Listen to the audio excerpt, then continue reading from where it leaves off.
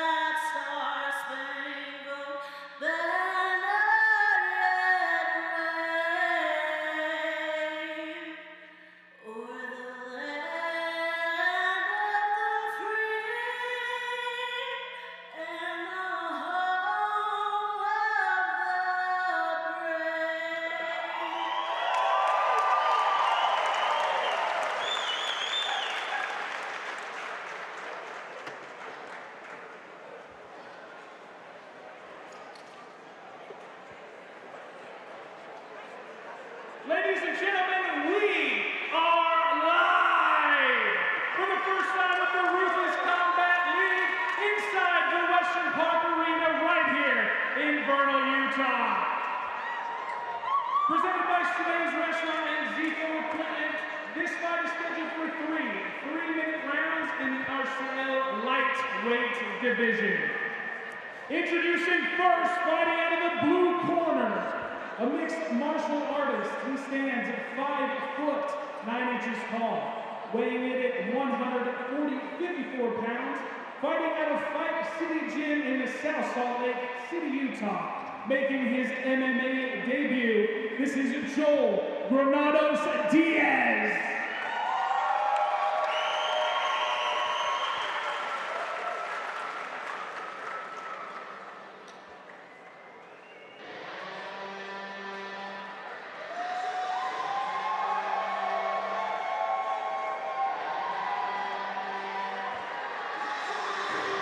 All right, 20 years young and up for his first MMA at-bat is Angel Granados, a wrestler growing up who has been at it long enough now for an opportunity to debut as a member of Fight City. Angel Granados, again, the Salt Lake fighter, told me he enjoys competing, and when he saw other training partners fighting, he knew he wanted to be a part of it as well. 18 months invested over at Fight City for this debut. He is one of 2 out of that gym competing this evening. Told me he wrestled growing up at Hunter High in West Valley, wrestled right around the weight that he's competing at tonight, between 145 and 152. Hit the plate last night at 154.5 pounds. Competed in some soccer and baseball growing up as well, alongside his other MMA interests. Angel Granados, the fighter, once again, out of Fight City. Eric Wallin alongside Julian Plaza in the corner. With him, he will be going up opposite Justin Frady, the 0-2 fighter, also an independent. Excited to see him in his debut matchup. Was waxed with confidence yesterday at weigh-ins. Talked to me a little bit about what he was looking forward to, integrating all of the martial arts he's been working on over the past year and a half.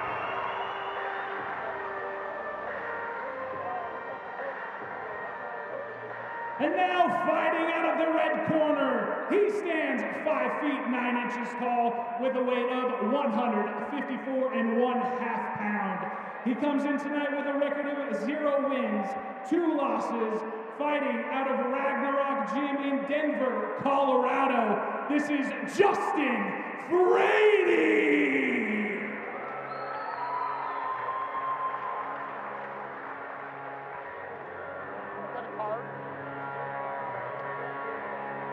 third walk of this year, here is Justin Frady. Trevor, he has made significant improvements from fight 1 to fight 2, and fight 3 might be his very first shot at a victory. Justin Frady, 0-2 right now, but seems to be improving every single time. I haven't seen a whole ton, I'll be completely honest with you, but from what I have seen in his last fight, he did seem to have a little bit of control throughout the fight up until kind of the last little bit. So heavy striker, very heavy striker. He's going to throw a lot of punches, and he's going to put a lot of power behind his punches. No, it's non-stop strikes to start, unrelenting output. Down 13 pounds for this one as well. The lightest he has ever been, hitting the scale last night at 154.5. Might be a leg up as he looks for his first win. Yeah, I mean, coming in, you're going to go against a guy that's making his MMA debut, so automatically you kind of do have the upper hand. Once you get in the ring, it's a completely different game than just sparring in a practice, sparring in the gym, sparring against those that you know pretty much each and every week, right? So once you get in here, you get the crowd going, there's got to be a little bit of nerves. So we'll see if Justin can come out and kind of take advantage of the nervousness. Frady tries to find his first amateur win. Same can be said about Angel Granados at 155 pounds.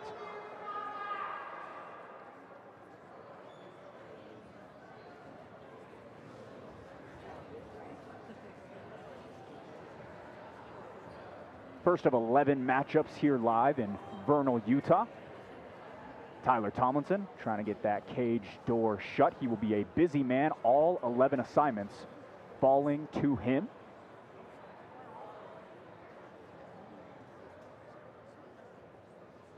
Three-minute rounds here in our first matchup. We will have 3 fights, then a short intermission, then 4, and then close it out in the final act as we kick things off here at RCL 1. Frady immediately gets into the action as Granados tries to get this one matted up against the broadcast booth. Frady getting into a guard right here as he tries to he's got the neck of Diaz on his right arm.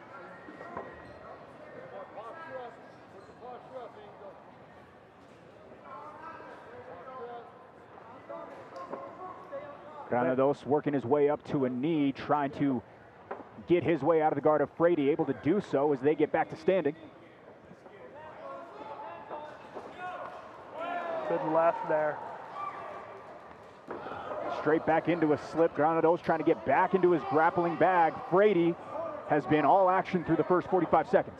They came out swinging, but that was a great takedown there by Joel, just as quick as those first couple of strikes came out.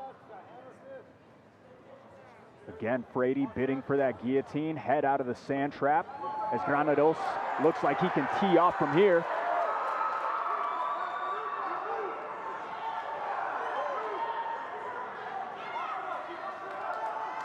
Frady not staying stagnant by any means on bottom either. No, Granados able to carry that into a full mount very quickly. Very impressive. High IQ movement, showing off all that training he's been doing over at Fight City, now cranking on that neck as a tap is there and a first round finish finds Angel Granados in the win column.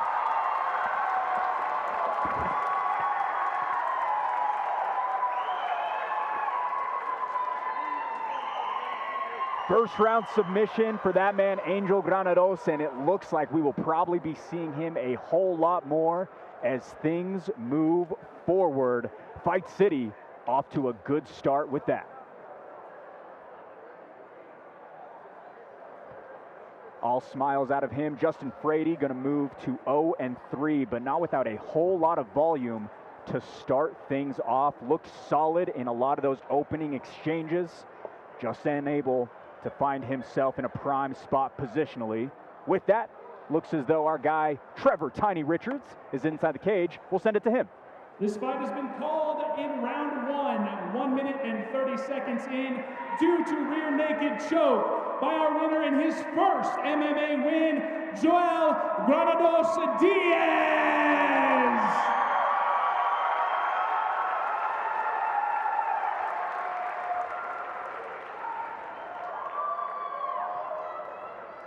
All right, getting that first MMA win coming in. Nerves, I'm sure, through the roof. He comes out swinging. First thoughts? I was kind of shocked at first, but no, once that first punch landed, I just went in my zone and I felt good. You were able to go from kind of a side mount into a full control there up on top and kind of just beat down from the top. So I'm a little nervous right now, but no, I've been doing jiu-jitsu lately and that definitely helped to get this victory today. Perfect. Well, Joel, congratulations on your first MMA win. I'm sure we'll see him again. Give it up one more time, Joel Granados Diaz. All smiles for him. The first RCL bout is in the books, and it is a first-round submission for that man. Moving right along from lightweights to middleweights, it'll be none other than Ronnie Accosta, the Vernal local, making the walk alongside Nico Rosales. Lots of people looking forward to this one. Accosta, again, a young prospect out of Vernal, Utah. The first of 9 on this card out of this hometown crowd. And as we have a little bit of time, happy to have you back in the broadcast booth. Blake O'Rulian alongside Trevor Tiny Richards. We got a whole lot of exciting matchups to go as this one moves to 185 pounds. Ladies and gentlemen, this fight is scheduled for 3-minute rounds in the RCL middleweight division, brought to you by L&L Motors and L Homies Taco. Introducing first, fighting out of the blue corner. He stands 6 feet tall, weighs in at 183.5 pounds. A striker making his MMA debut, fighting with Knockout Fitness from Apache Junction, Arizona. This is Nico Rosales.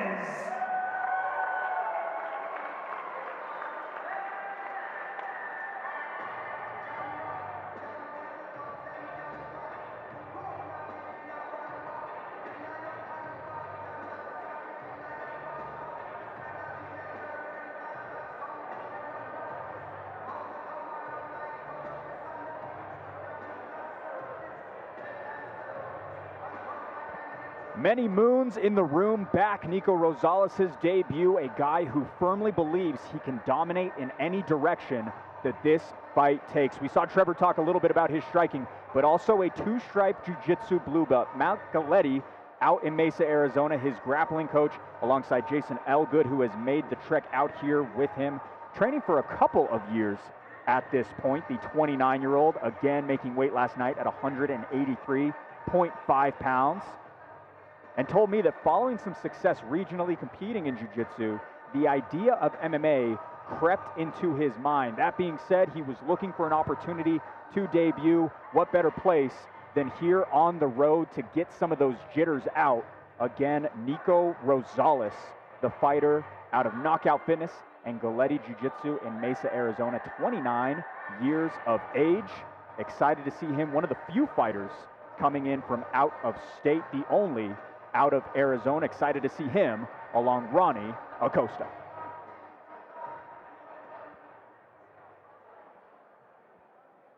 And now fighting out of the red corner, he stands 5 foot 9 inches tall, weighing in tonight at 182 pounds, making his MMA debut.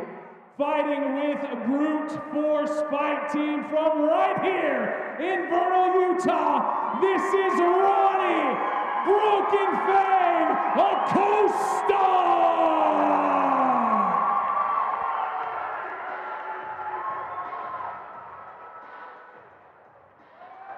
All right, a massive milestone to hear his music for Ronnie Accosta. His friends and family have seen him transform into a better person thanks to this sport. All that hard work heeds to a hometown debut for him tonight.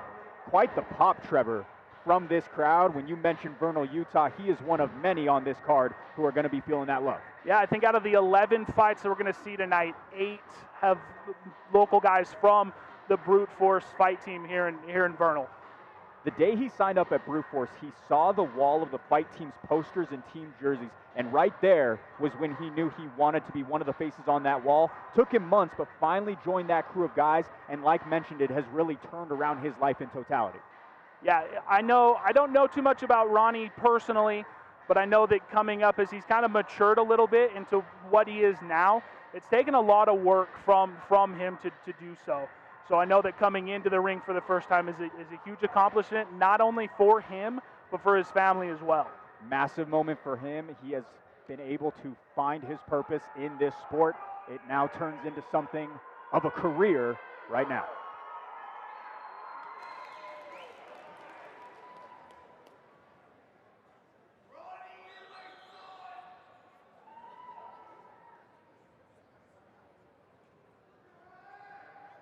Bout is sponsored to you by Oiled Field Services, one of the great sponsors here to get RCL1 off of the ground. Blake O'Rulian alongside Trevor Richards as we continue on here through our early prelim coverage.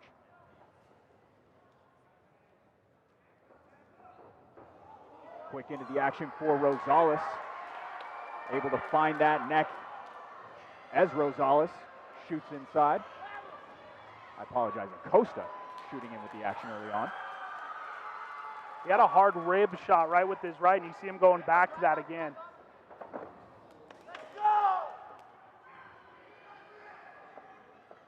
Nice wrestling pose early on by the Arizona fighter. Accosta trying to keep this one upright. Doing a good job staying standing. Yeah, and you see him go to those rib shots again. You have no idea how much that actually hurts to the body. Able to get this thing down, and in his driver's seat is Rosales. Accosta fighting fervently to get back up. Still has that neck wrapped as well. He'll let it go and go for something more positionally dominant.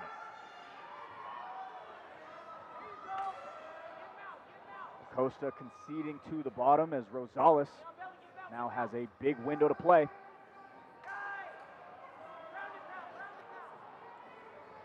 Another full mount, 2 fights in a row. Solid open shot for Rosales as he now looks to take that back. Tight body triangle right across the midsection of the local fighter.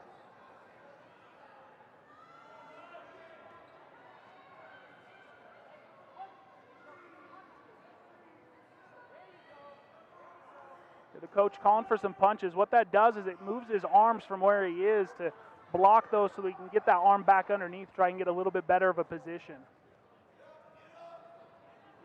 Solid work so far. Probably nearing about the halfway point of round number one in what has been mostly Rosales. Accosta did open up with a flurry of strikes. Able to mitigate that and get to where his bread is buttered. Back to the mat we go. This one's going to be a little bit harder for Accosta to get out of. Not a whole ton of room to kind of stand up against that cage in a full mount position, trying to defend these punches. Peppering in shots, but certainly not rushing the process is Rosales.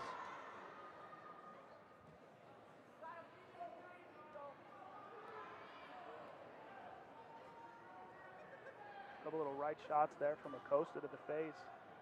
Again, not much power, but those do tend to add up after a while. Kind of stun the opponent a little bit as we hit the 10 seconds of the first round.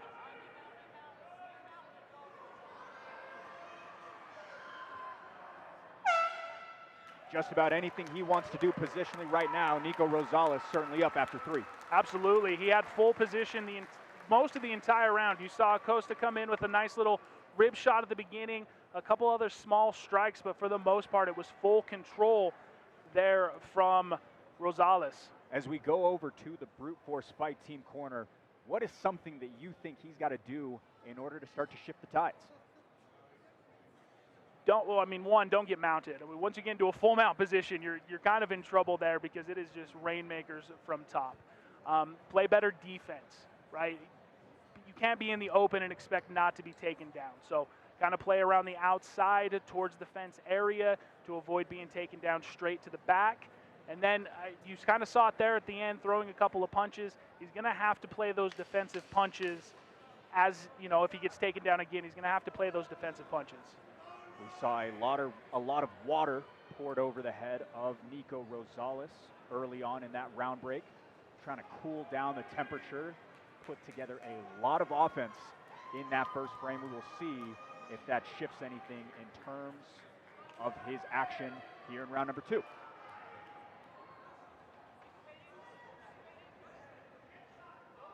I think you're going to need to see a little bit more striking from Accosta standing up as well. Trying to sprawl out as Accosta goes right back, as Rosales goes right back to what he was doing the entirety of this fight. Accosta trying to wrap up that neck.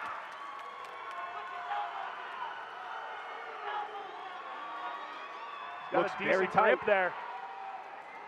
Using those legs to wrap, add a little bit more power to that butt area, bring that neck a little bit further down into the grip of his arm. Rosales fighting the limbs, trying to get his head loose. Tight squeeze by Accosta, but looks to be loosening up. He just wasn't able to get his legs up the body to kind of wrap down a little bit more and bring that pressure further down into him, and able to lock that neck deeper into his arm. And now not a great spot to be, as you have put a lot of energy into that submission attempt. Now in a spot where Rosales can do a little bit more damage. Now all out hammer fists on the side of Rosales. Don't seem to be hitting him too cleanly though. No, and at this point, all Accosta's got to do is he's got to kind of pull that neck down, put him back into that defensive guard, regain a little bit of your stamina before he stands up and, you know, before he tries to mount again with more of those. At this point, all you're playing is defense.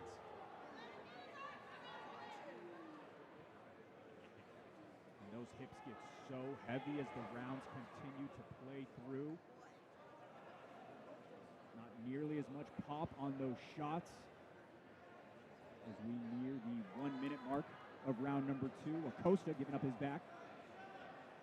And you can see with Rosales, he kind of gets his hips a little bit further up, so when he's upright making those hammer punches, he's a little bit taller than you would want him to be in that defensive position, because he raises up just another inch and a half, and it's harder to reach up and grab that neck to pull him back down.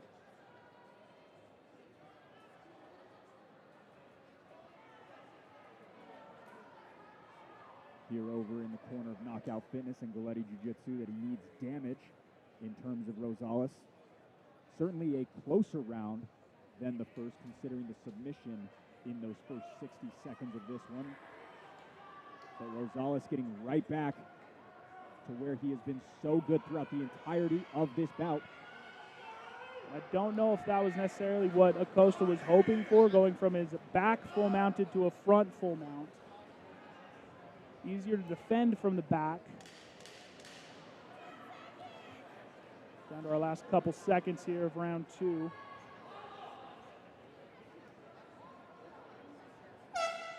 That'll close out the second frame.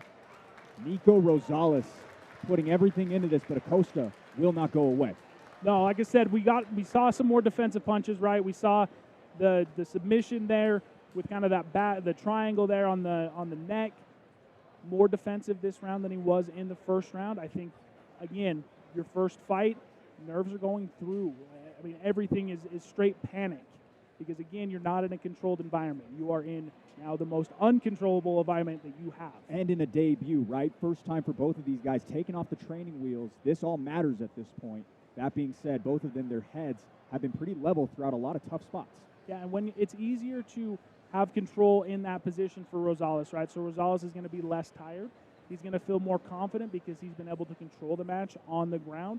Where with Accosta, he's going to have to try to do something here in the third round to basically win at this point, because after this second round, Rosales pretty much has round 1 and 2 locked up. So Accosta's going to have to do something big here in this third round. Rosales seems to have the leg up as we head into the third and final. Ronnie Accosta likely needing a finish as we head into round number 3. See him go right back for that the leg kick. He's done it every 3 rounds. Keeping a clean distance is Rosales. We have seen him step into striking range and begin to grapple, but Accosta throws another strike up top and finds himself on bottom because of it. Every time Accosta's gone in to do a strike, make a combo move, that's when Rosales makes his move to take him down to the ground. We've seen it again within the first 25 seconds of round 3. A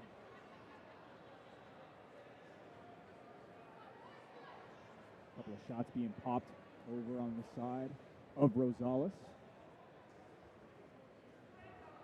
Not a whole lot of damage done, but more than anything, just an aggressor to show that he is getting some offense off.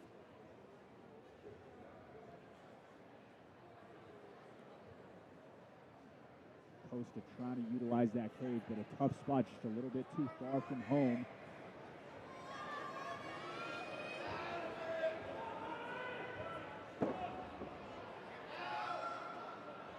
Back to the mount again, full control.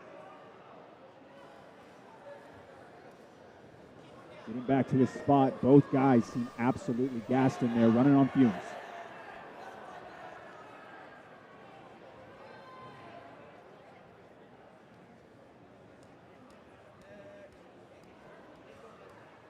Now the roles reverse, bludgeoning the body a little bit himself, like we saw in round number 1 in favor of Accosta, this time Rosales. And you're going to see those alternating shot, right? Rib, rib, head.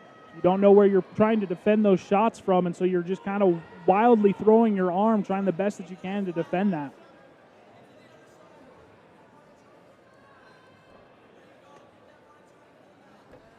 Accosta doing a better job at kind of defending these strikes so far this round. Trying to keep things closed and quartered. Rosales back sitting up and trying to get as much power and pop off of those shots as possible. Still fighting fervently from the bottom, though, is Accosta. It's impressive. Yeah, again, this is the best defense that we've seen through all 3 rounds. And this is the point where he's going to be the most tired. So that is building off of this, right, going into your next one. That is trying to find that submission, just about straightened out. Can Nico do it?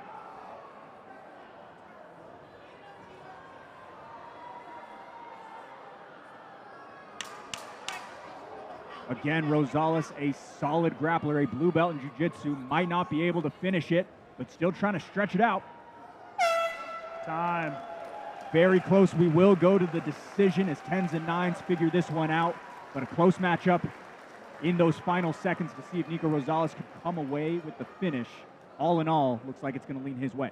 Yeah, and like I said, right, fight 1, full of emotions, trying to calm yourself down as you go throughout. We saw better defense there from Accosta in the 3rd round, which again, surprising based off of the stamina that's where his best defense would come from. I mean, you saw him fight off a submission there on an armbar.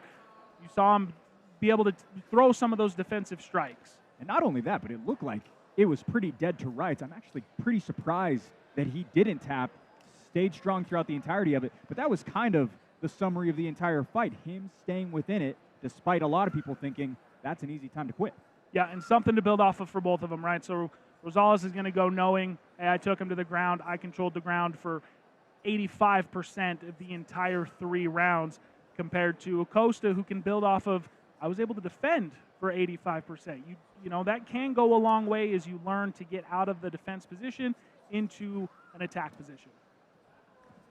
Looks as though Trevor Richards does have scorecards in hand. We will head back to the center of the RCL cage. Fight number 2 in the books. It will go towards the Pete Swazo Utah Athletic Commission. Inside to the center we go to Tiny. We went all 3 rounds, 3 minutes a round, and we turn to the judges' scorecard. Stephen Farriger scores this 29-28. Nathan Burbank scores this 30-27. And Dan First scores it 29-27. For a unanimous decision, Nico Rosales. 1-0 for Nico Rosales. For most of the judges' scorecards, they believed he got it all the way through straight. Big-time win for the Arizona fighter as he takes home his first win. Nico, your first MMA win. How is it feeling? I know you got to be exhausted. It feels really great. I'm honored to be here. You spent 85% of that round just in full control of the ground game. Is that your game, period? Is that been what you've been working for training up for this match? That's what I've been working on.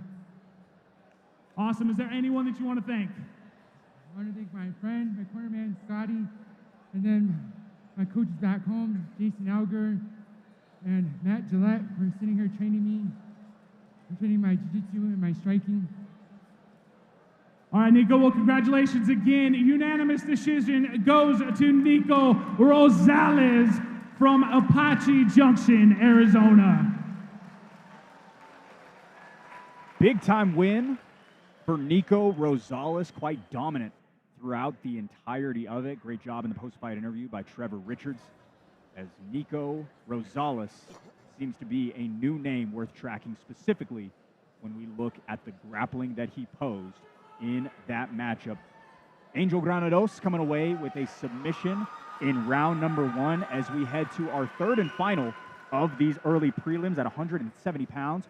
Logan Evans. All right, now we move on to fight number 3. Ladies and gentlemen, this fight is 3 rounds, 3 minutes in the RCL welterweight division. Presented by Nolden Field Services and Pro Touch Automotive. Introducing in the blue corner, he comes in at 6 foot 2 inches tall, weighing in at 169.5 pounds. A Brazilian Jiu-Jitsu fighter fighting out of YO Faction from Rock Springs, Wyoming, making his MMA debut, Talon Doc Sellers.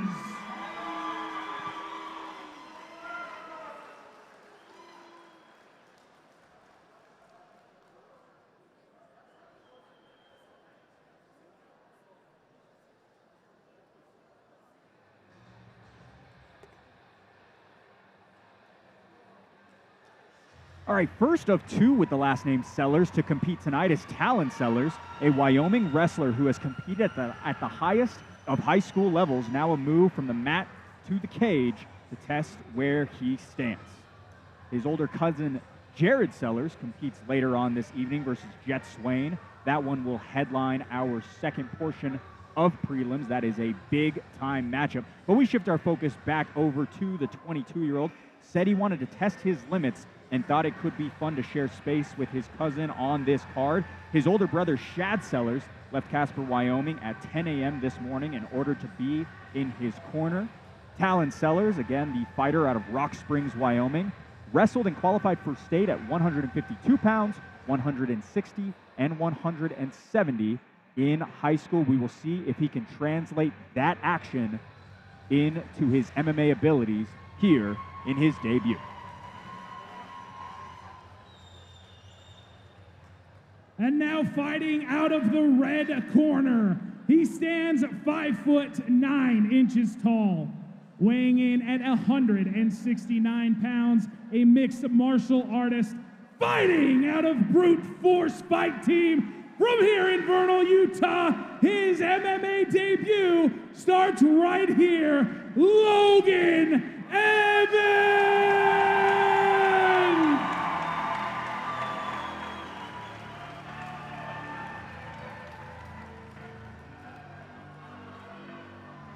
All right, first crack at the cage. Here is Logan Evans. 6 months in the room, a drop-off in July, all leads to a debut in front of a familiar fandom here in Vernal, Utah. I was talking a little bit with Richard Mendoza, the head matchmaker of RCL, and he mentioned to me that Logan is so young. He has so much potential to go far in this sport. Being 18 years old and already there, youth is favored in this sport. Well, it's going to give him stamina right off the bat, right? You say that as you get older, you have a hard time, one, even catching your breath as you get older. So to be able to kind of have that, you know, the ability to be able to physically retain, recover, have more just off the rip, especially going against someone that's going to have a reach advantage, is going to be really big. No, and a high-level athlete. He had a few options to play college football after high school, but preferred the new path in MMA, began training just 6 months ago, already getting the green light to compete. They certainly see something in him. Yeah, absolutely. Absolutely. Coming from, from a football team that, playing, if I remember right, a linebacker position, so he's kind of used to the hitting aspect. He's used to the pain aspect that you just naturally feel from that stuff. I'm very excited to see what Logan does tonight. Logan Evans' debut, same for Sellers. Excited to see this one at 170 pounds. Evans actually had a fight on the books in July that never came to fruition. Been eyeing this opportunity for a while at this point. As that bell dings straight into the action is Talon Sellers. A jumping kick, Trevor. Well, and I think you tend to see that kind of at this amateur level, right? Kind of that big shock and awe, catch him off to begin with. Big left there by Logan as he takes his back and gets him to the ground. Clocked him right on the chin, a bullseye by him to get to the back and now start to dominate just 35 seconds in to round number 1. Trying to get the neck there. He doesn't have it quite underneath the chin quite yet. Talon doing a good job of sneaking out of that. Logan just unable to get that full arm directly underneath the chin. It was more just kind of squishing it against his body. How scrappy is Talon Sellers? Watch this, a bulldog choke from the side, able to concede to his back is Logan Evans. Both these guys just come out swinging a ton of energy right out of the gate. Solid start for both. Logan Evans kicked things off with a beautiful hook to take his back, but Talon Sellers able to weather the storm and now have a little bit of offense of his own. Minute 50 to go, round 1. And again, this is kind of where that reach advantage comes in, right? You would think it's only on striking, but you're able to keep someone at bay with... Working on that straight ankle now. Evans trying to squirm his way out, but a tight squeeze by Sellers. He's just not in a position where he can really kind of turn it and twist it. Now he's kind of going for more something along the knee.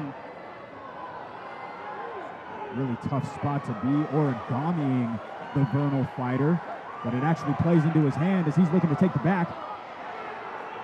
Again, the alternating punches kind of above the arm, underneath the arm, able to get him into a more favorable position for Logan. As you can hear the crowd go wild with his transition here to the back.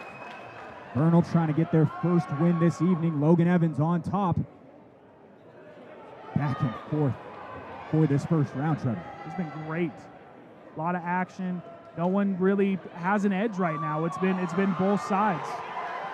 Picking his shots cleanly and well as Logan Evans. Now a clean, concise squeeze on the neck. How about it? Submission in round number 1, the rear naked choke for Logan Evans. Absolute mania here in Vernal for the hometown kid.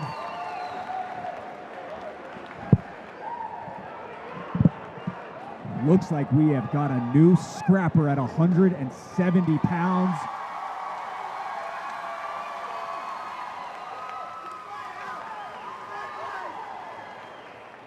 Comes over to the broadcast booth, says this is my place. It most certainly is as we hear that pop.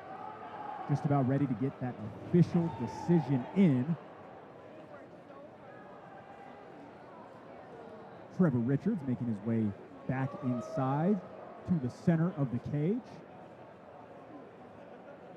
We'll go to him. 2:29 into round 1.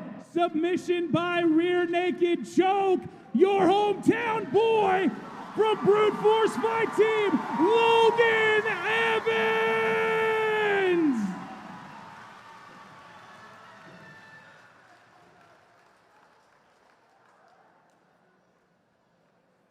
You both came out swinging, Logan. That was absolutely wild. I'm tired. 2 minutes in, get the rear. You had an opportunity right early to get that rear naked. Just kind of got it around the chin instead of underneath. What was different this second time? The first time I had it across his face, this was slipped off right there, right under his neck. So you had an opportunity right after you graduated high school, go play some college football. You chose this path instead. Any regrets? Hell no. Give us a couple thanks and we'll get you out of here. Shout out to my family. and all my coaches, and JD and Georgia. Wouldn't have been able to do it without them. Fantastic. There's Vernal's first of the night right here, Logan Evans.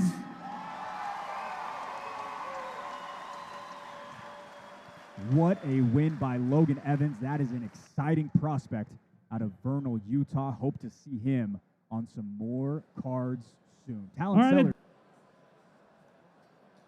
Ladies and gentlemen, this fight is scheduled for three-minute rounds in the RCL middleweight division. Brought to you by Big Four Services and Red Mountain Welding. Introducing first, fighting out of the blue corner. He stands an even 6 foot tall and weighs in at 185 1/2 pounds. A mixed martial artist fighting out of Fight City in Salt Lake City, Utah. His MMA debut, Luke Hamm.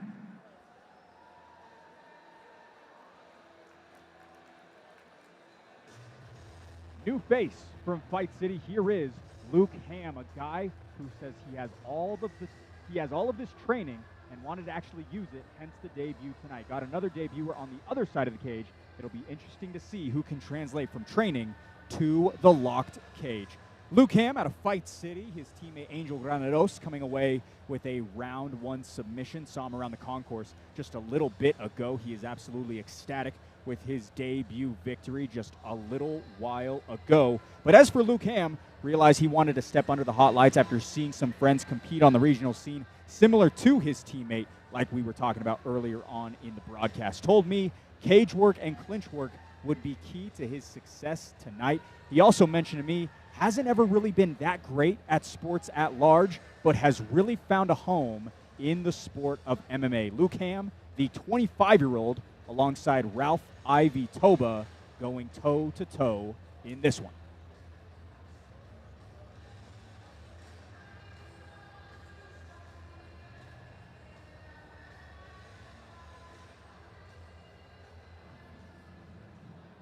And now introducing your red corner, a mixed martial artist. He stands at 5 feet 9 inches tall, weighing in at 183 pounds, making his MMA debut, fighting with a brute force fight team from Vernal, Utah, Ralph Ivie Toba.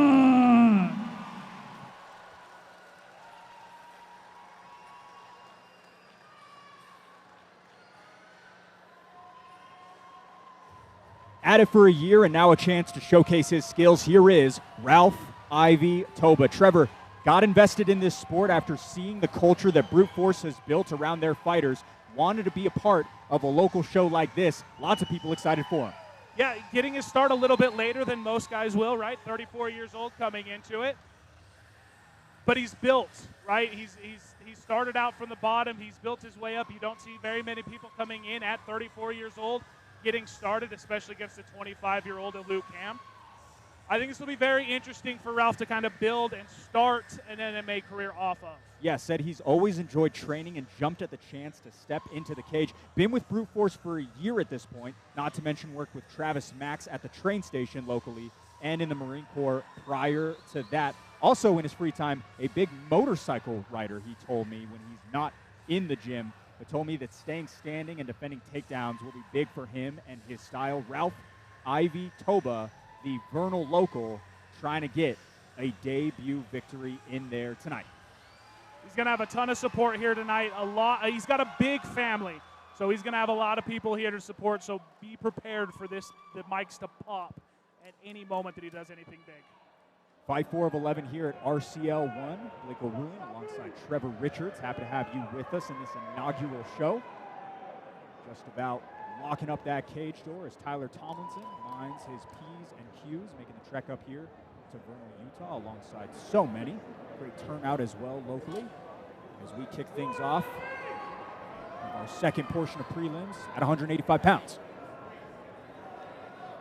I think with the age that you have from Ralph, you're going to see a little bit more patience. You just gain patience as you age, right? So I think you'll see a little bit more patient, looking for his shot, where from Luke, you're going to see a little bit more kind of a swinging out of the gate. We're seeing that so far. Hamm going a lot up top as for Toba. Really working the body, but now cleanly connecting up to the cranium.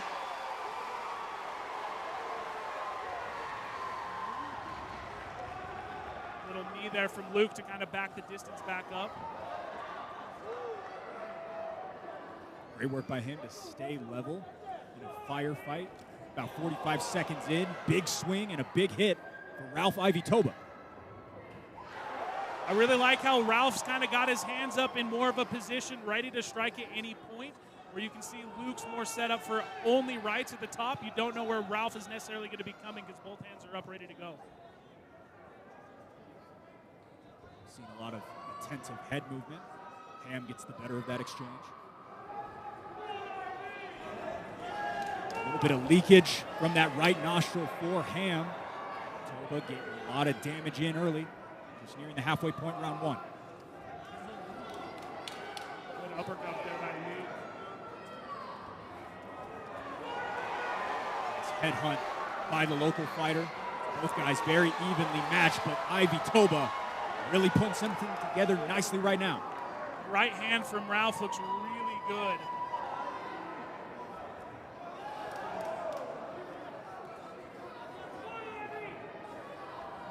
A red broadcast booth right now, a whole lot of Luke Hamm's blood hitting the broadcast booth as he adds a couple more into his first round stats. Both got a little bit of blood coming from the nose on both sides. Another big right there by Toba. Couple of big rights there by Toba as he's got him up against the ropes.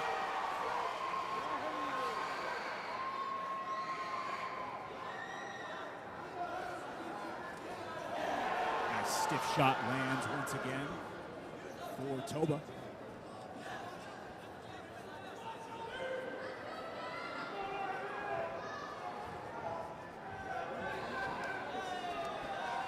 Looks so fluid on the feet right now. Yeah, everyone, even Luke, they're moving really well back to back. Again, we're finding this is more of a patient fight than we've seen through the first three. Just kind of finding your spots. Ralph has put a little bit more of a combo together than what we've seen so far from Hamm.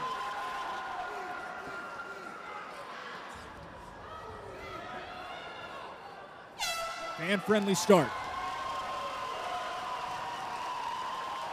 Definitely the best first round we've seen, even out of both guys.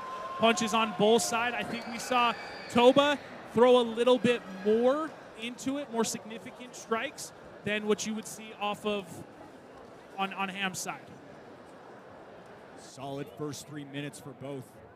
Both have really been going for a lot of those home run hits, but both very tested chins. Very surprised that neither of them have really been that hindered. Both keep coming forward. I will say Hamm has got the nose of a giant right now because that is, it is coming down. Like you said, you said blood here. I did not realize that you were actually serious, but it is legitimately all over the booth. Got a couple of big splatters, but a solid first frame for Luke Hamm. Listening attentively to Julian Plaza as well as Eric Wallin.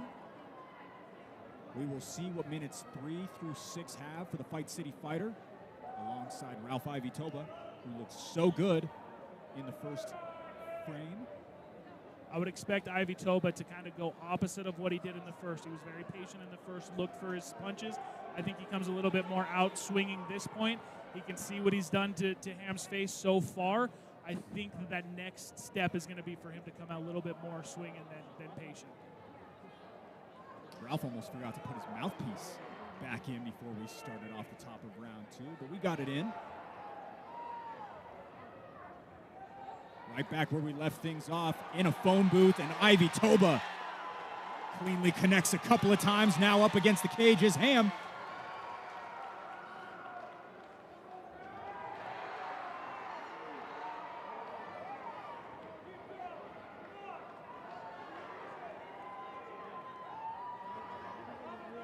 Coach is calling for Hamm to use a takedown to at least extend this fight a little bit, regain some stamina back, but Ivie Toba good to get out of that position, step back up to swing some more. Solid retreat.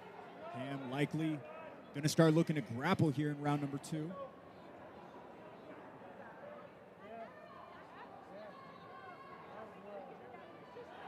Nice work as Toba goes for a spinning attack, but plays cleanly into the hands of Hamm trying to take this thing back down to the mat. Knee to the body there from Hamm. More of a glancing shot, nothing crazy. A little bit of gibbering going back and forth as Ivie delivers one to the top of the head.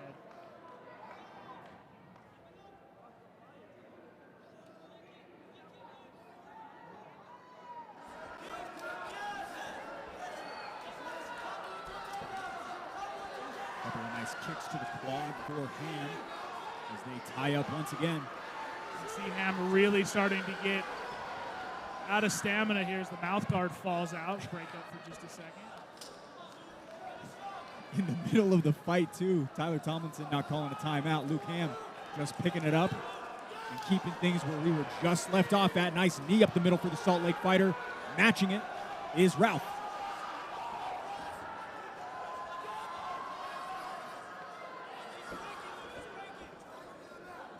Both guys posing such an exhaustive pace right now, Trevor. Yeah, it's a lot slower than we saw in round one. I think that Ivie Toba was kind of more expecting one of those first 5 or 6 shots to kind of end the deal. Put a lot into those first shots, and now he's got to kind of recover back from that. But he's also been able not to go to the ground the 2 times that Luke has tried to take him down. And now a big-time gash looking like it might start to hinder the vision a little bit of Ralph Ivie Toba above that right eyebrow. Hamm certainly targeting it late round 2.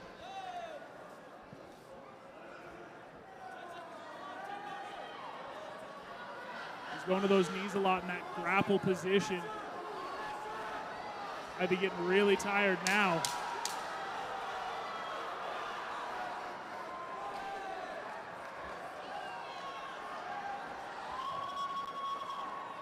It is an absolute bloodbath as we head into round number 3. Fight of the night thus far, Trevor. Oh, 100%. Striking ability has been really good. Everyone's taken a ton of shots. We've landed a ton of shots.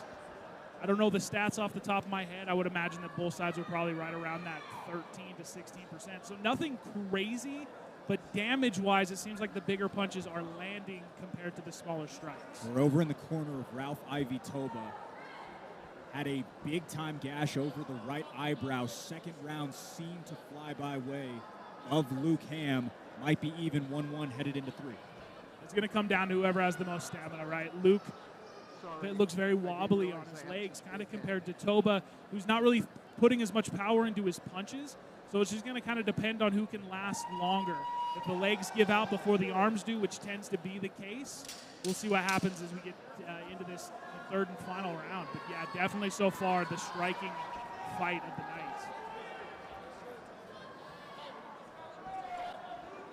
Both guys got a whole lot of red on their face as we head into this third and final.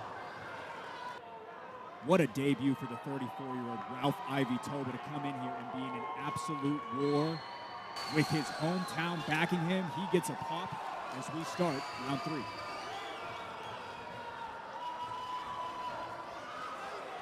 Clocking on the chin! Oh!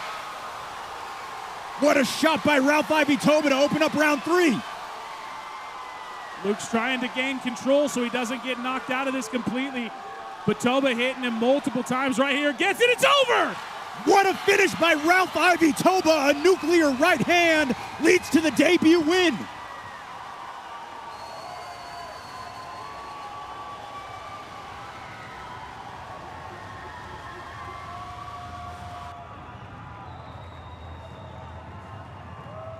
Listen to that crowd, Tiny. I said it was going to come down to 2 things. Legs giving out first or the arms giving out. The arms did definitely not give out with that big, huge hook to put him to the mat. Unbelievable finishing exchange for Ralph Ivie Toba. A new name worth tracking. What a finish by him to start out round number 3, as this RCL cage is absolutely stained with the blood of these 2 middleweights. Very excited to see what the future holds for both. Luke Hamm putting together such a great debuting performance as well. Just got caught early on in round number 1 in what has been absolutely the fight of the night. RCL 1 certainly delivering, and to deliver the decision is our man, Trevor Richards. Due to a ref stoppage at round 3, 22 seconds in, the winner by TKO from Vernal, Utah, Ralph Ivie Toba!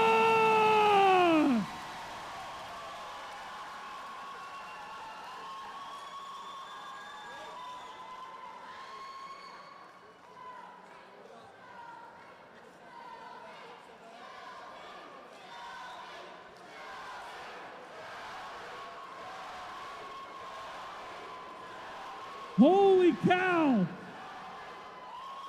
First, before we get to Ralph here, let's give it up one more time for Luke Hamm. That was a Warriors battle if I've ever seen one.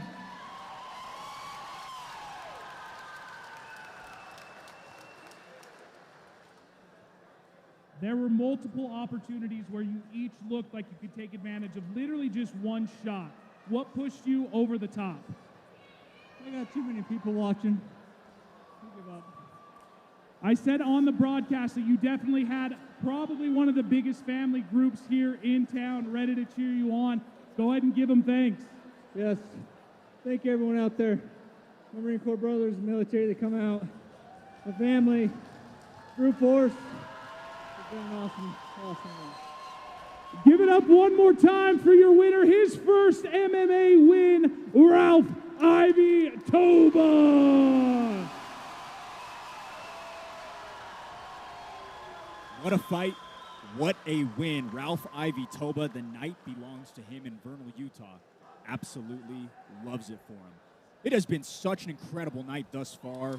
We see that one go and finish in the third round. Logan Evans coming away with a first-round submission. Angel Granados also a round 1 submission. And Nico Rosales coming away with a dominant decision in his own right. As we move down to lightweight with Hunter Bingham and Jace Dillon. Couple more fighters. Hunter Bingham, the first fighter already with a little bit of MMA experience under his resume. As for Jace Dillon, he makes his debut. And for anyone wondering, the cage crew is working tirelessly to get this thing as clean as possible because it has been quite a bloody 9 minutes over the last little bit as we start off our second portion of prelims. Looks like we are just about ready to go in on the inside. Jace Dillon out of YO Faction in Rock Springs, Wyoming, as well as Hunter Bingham, another fighter out of Brute Force Fight Team here in Vernal, Utah. Want to give a big thank you to Big Force Services and Labrum Pump Repair for all of their help in aiding us here at RCL 1. It has been an incredible night thus far. Dakota Groth and Lehigh Dominguez top things off of this card with a professional welterweight bout. Dakota Groth, his first fight since 2014, looking to get his first professional win. As for Lehigh Dominguez, he is back out of retirement. He had retired in May of 2023 after a grueling injury. He did come back for a BKFC match last year, but this is it, the final one. We will get more into the details later on, but for right now, Ralph Ivie Toba is continuing to be checked out by our cage side physician, Wade Boutard. Trevor Richards waiting alongside patiently. Pete Swazo, Utah Athletic Commission, making sure he is all good. But for right now, it looks like having a hard time getting the gloves off of Ivie Toba. Looks like he might have broken his hand in that firefight that we just saw moments ago. It will likely go down as an all-timer as RCL continues to build a library of fights. So many will remember the one that we saw here at middleweight to kick off this second portion of prelims. Another interesting one, Marcus Hackford at super heavyweight alongside Carrillo Alverez. That will be your co-main event. Carrillo Alverez weighing in at 370 pounds last night. Again, a super heavyweight fight, so no weight limit. As for Marcus Hackford, 300 pounds on his end. 670 pounds to dance inside of that RCL cage this evening. An 18-foot cage brought up from Layton, Utah earlier on this morning. Happy to have it put up and taken care of by our incredible team. That all being said, a great night still in store, as we have already seen so much. Again, Ralph Ivie Toba still being attended to. We will lay out over here in the broadcast booth and await for Trevor Richards to be back to bring out Hunter Bingham and Jace Dillon.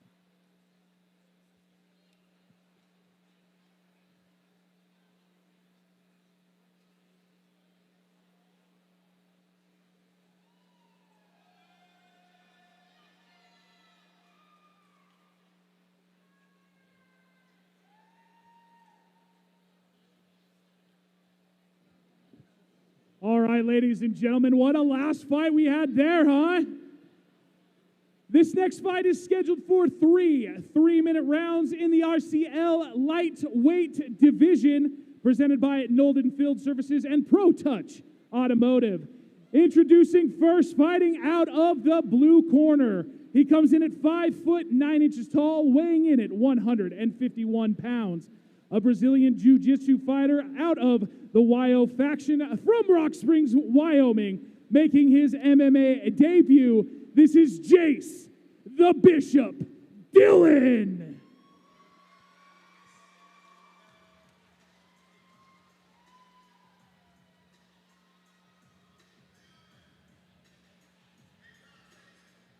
All right, well, just 4 months make do for an MMA debut. Here is Jace Dillon, a new, exciting venture for him. Told me, above all, there is confidence in his grappling, but he also did football and track growing up, a middle linebacker on the gridiron, a sprinter, and competed in high jump at a high level as well. Excited to see if that cleanly corresponds to his MMA intangibles. Jace Dillon, the fighter out of Wyoming, knew he wanted to take this challenge on as soon as he began training just 4 months ago. Said that it was more than anything just a challenge and wanted to take on this new venture. Like mentioned, he is a grappler beyond anything else. He is excited to bring those chops to Hunter Bingham. As you see on your screen, weighed in yesterday at 151 pounds, well under that lightweight limit. 23 years of age, a perfect primed age for an amateur debut. And now fighting out of the red corner, he stands at 5 foot 9 inches tall. He weighs in at 153.5 pounds, a mixed martial artist with a record of 1 win and 0 losses. He fights out of the Brute Force Fight Team from right here in Vernal, Utah. This is Hunter, the Flat Earther, Bingham!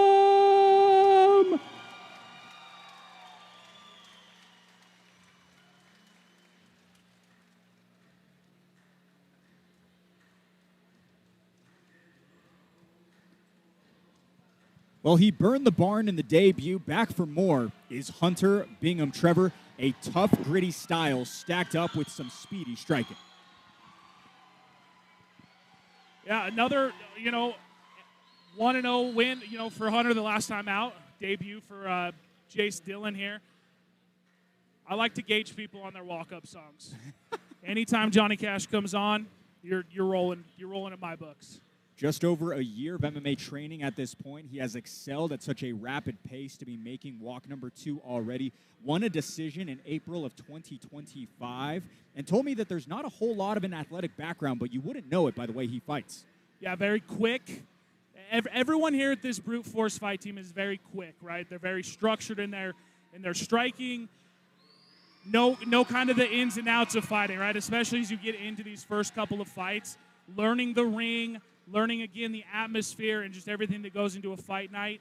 They do a very good job over at that gym to get them prepared for a fight. And we've seen that throughout the first, 5 fights. Yeah, a couple of wins already for Brute Force. There are plenty more upcoming in Jet Swain, Uriel Garcia, Giovanni Carrillo, Marcus Hackford, and Dakota Groth, all still to represent the local gym. Tyson Black and Mason Hansen in the corner alongside the 26-year-old headed in to his sophomore slate. If you look at body differences here, Hunter a little bit wider, especially up top, so we'll see if that plays into it all. Looks a little bit bigger than 153 the way that he's built. Holds his weight way different than you see over here from Jace. Scored a takedown in the early going of his debut. He had 2 total. We will see how much grappling is posed as Jace Dillon thinks he might have the leg up in that category.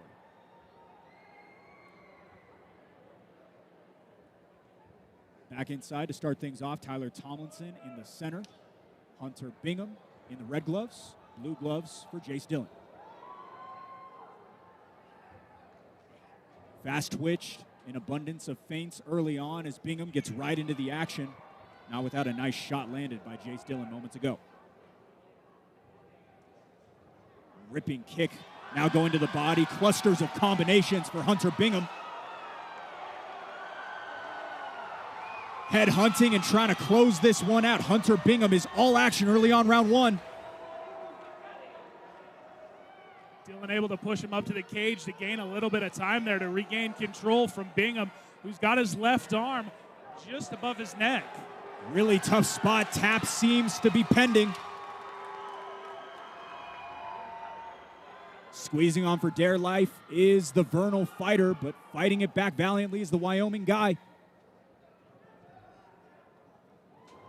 Good takedown there from Dillon. Up on top, a little bit of control, going into a little half control here on top.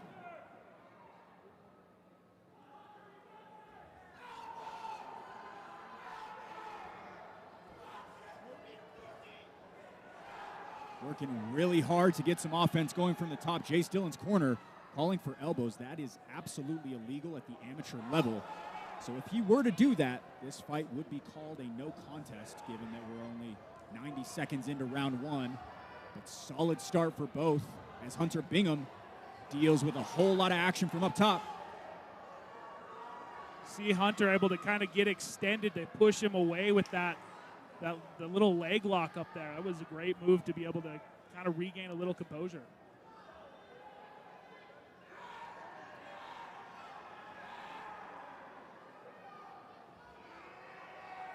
No shortage of instructions by Jace Dillon and his team out of Wyoming. Hunter Bingham trying to change spots.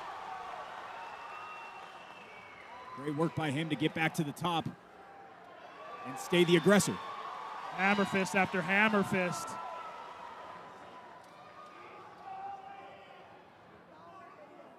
Couple of clean shots coming through. Dillon still defending, but Tyler Tomlinson giving this a really close look. Kidney shot's even worse than the rib shot, just so you're aware. Punishing blows and now trying to find that short choke. How about a finish this time? Hunter Bingham 2-0, this time in his backyard.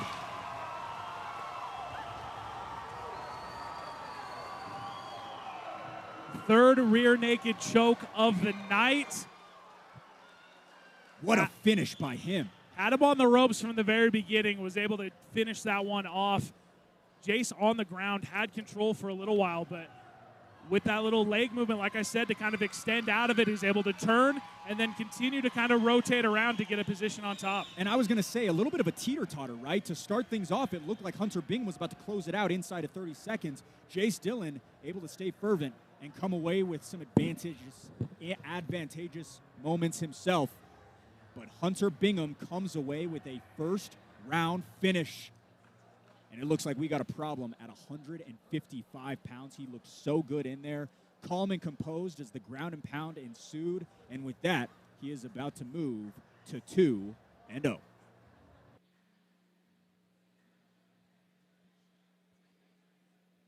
Referee Tyler Tomlinson called this fight to an end. Round 1, 2 minutes, 33 seconds. The winner by rear naked choke, Hunter the Flat Earther Bingham!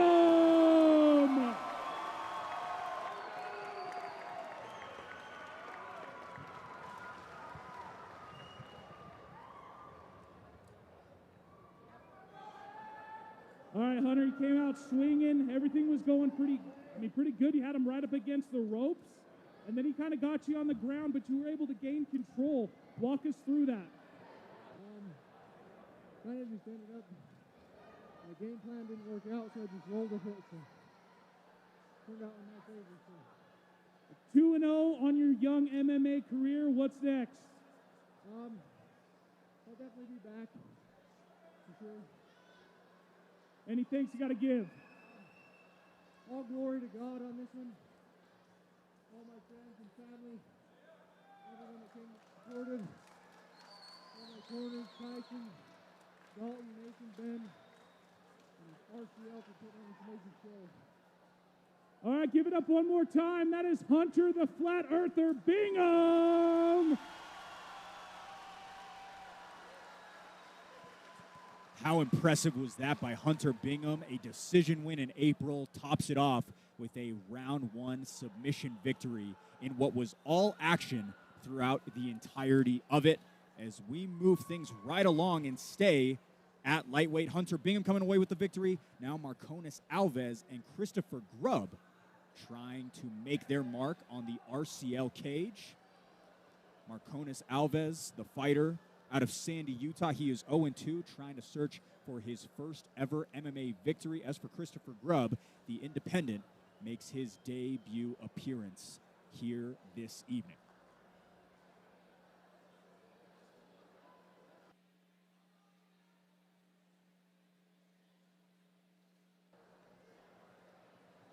Marconis Alves coming away with a kickboxing win just a few months ago as well. He was dominant in that and now making the move back to the small gloves, his first MMA fight since November of 2024.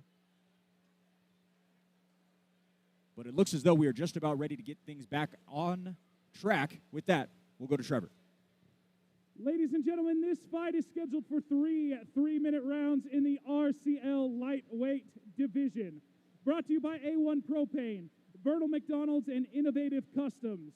Introducing first, fighting out of your blue corner. He stands 6 foot, 1 inches tall. He weighs in at 158 pounds. A Muay Thai Brazilian Jiu-Jitsu fighter with a record of 0 wins. He will await the independent fighter.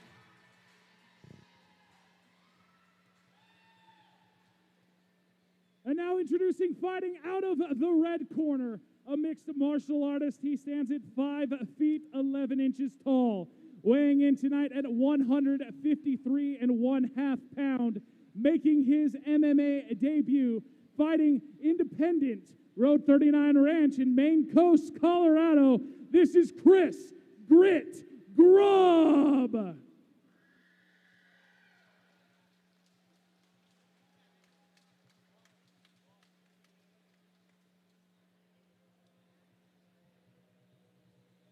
All right, first time for everything. Here is Christopher Grubb. Trevor, he is an independent, but been training for nearly 8 years in order to be primed for tonight. Isn't his first rodeo. It is in terms of competition, but been in the gym for years. Yeah, coming out a little independent's a little bit harder than coming with a gym, right? You've got to find your partners, you've got to find your sparring time, you've got to find your gym time. So it's a little bit harder to come in. You feel like you're ready a little bit earlier than everyone else does because naturally your ego says, hey, I'm ready.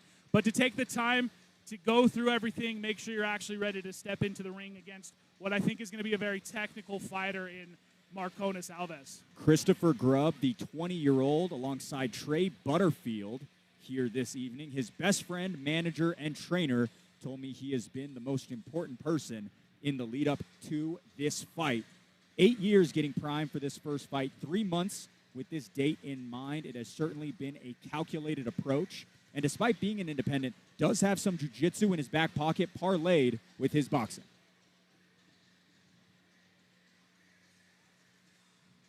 Christopher Grubb played baseball for 3 years as well as some soccer growing up, so an all-around athlete as well. Like we mentioned, on top of that, all of the abilities inside the cage with jiu-jitsu and his stand-up. You might see some taped pockets. He needed that to pass the Pete Suazo Utah Athletic Commission dress requirements. That being said, you cannot have pockets in order to avoid any digits being injured as you're throwing kicks. Coming from soccer, he's naturally going to have that stamina, right? Soccer is 90 minutes of continuously running, continuously going, so being able to turn that from running constantly to being able to put that into bursts throughout punch, throughout kicks, going to be a big thing here. Christopher Grubb alongside Marconis Alves Jr. A couple of lightweights here as we kick off round number 1. Big swing and a table-tipping head kick straight into the grappling for Alves as he looks to climb the tree. Grubb scrambling out, trying to find his way out, but it looks like a tight squeeze is going to close this one early. Really tough spot to be. Doesn't quite have the full arm underneath. It's more across the face than it is across, but if he can get enough neck tension, that'll actually lead to a lot as well. Such a fast start by Alves. This is the way that he approached that kickboxing fight a few months ago, and he came away with a victory, trying to get his first in MMA right now. Looks like that one might be it. Lots of blood seeping from the face of Grubb.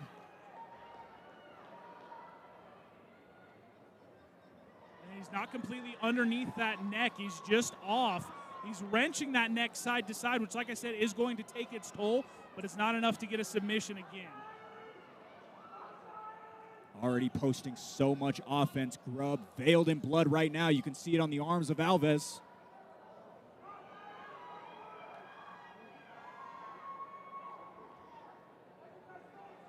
Solid, sturdy defense by the independent fighter. That's those 8 years coming into play, Trevor.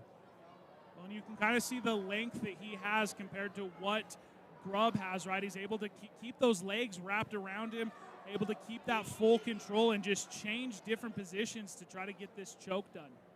Tyler Tomlinson trying to get a peek as to if Grubb is still awake. Looks like we get the thumbs up as Alves looks to flatten out. Again, all that weight up on top of you is just so tough to deal with for second after second. And we're, almost we're just 210 into this thing, and all it's been done is just the weight of Alves on top of Grubb the entire time. Constant searching for submission. Now some ground and pound to go with it. Once again, another rear naked choke attempt.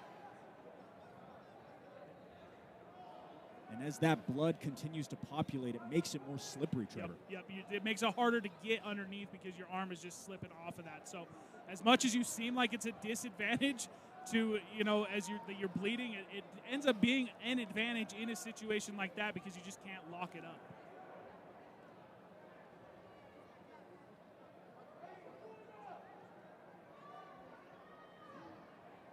Still not quitting is Grubb. He will stay in this fight. Marconis Alves Jr. really emptying out the gas tank as round number 1 goes all to him. Impressive through 3 minutes. Yeah, I was full control from the second that it got started. Again, I can't stress this enough, right? The weight of someone that weighing 158 pounds on someone that's 153 is going to tire you out so fast. And you can see it right now, right? You look at Alves over here in his corner. Yeah, he's sitting on the ground, but he's not. He's breathing heavy. That's just to regain stamina so he can do it again. He's not tired. Where if you look at the other corner, he's having a hard time just even sitting there, head down, can't keep his neck up, which is what you need to regain that control is a super open airway, and you just are not seeing that on the Grubb side. Like we mentioned earlier on, Alves swung with so much finality. We saw it early on round 1. We will get back to the feet where only a short stint of round 1 was found. So much grappling, but Christopher Grubb staying stubborn through the first 3 minutes as we will be awarded another round in this one at 155 pounds.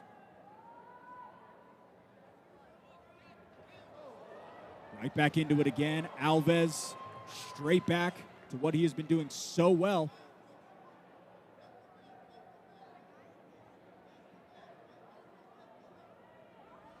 And such a tough spot to be in with such a fast starter like Alves, who gets right to his spot, Trevor, and is now ground and pounding. Yeah, he's got that full control, hammer fist down, right on the already bleeding nose. Grubb able to play a little bit more defense at this moment than he was able to pretty much the entire first round. Completely slid his arm out of that head and arm attempt by Alves. Now just closing in that distance, trying to mitigate any more offense from the Sandy fighter. You can hear the corner saying, go, go, go. Not a situation where literally, I mean, in MMA, anything can change at any point, right? It takes 1 second. So when you have the control like this, when you have the ability to finish a fight, just get it done. Alves, a guy who was TKO'd in November of last year, submitted in August of last year, but now seems like a completely different fighter as he's looking at Tyler Tomlinson saying, what else do I got to do? Just about halfway through round number 2.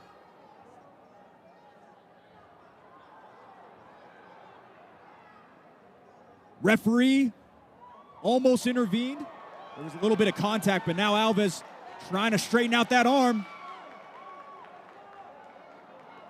Defense by Grubb, were able to get that out and kind of twist all at the same time. I really did think for a second there Tyler was about to call. He was touch. He went to touch like it was done. Still trying to defend himself, but Alves has stayed on top through over 5 minutes at this point. Right back, another rear naked choke. Marconis Alves strikes the win column for the first time as an MMA fighter. If it doesn't take the first time, if it doesn't take the second time, maybe the third time, but for sure the fourth. 4th, 5th, 6th, Marconis Alves wanted that rear naked choke. Finally comes away with it in the second round. And from a guy who started off 0-2, that is now a win in kickboxing. Another finish now. Referee Tyler Tomlinson has stopped this contest in round 2 at 2 minutes and 11 seconds. With the winner by rear naked choke, this is Marconis, the Punisher, Alves.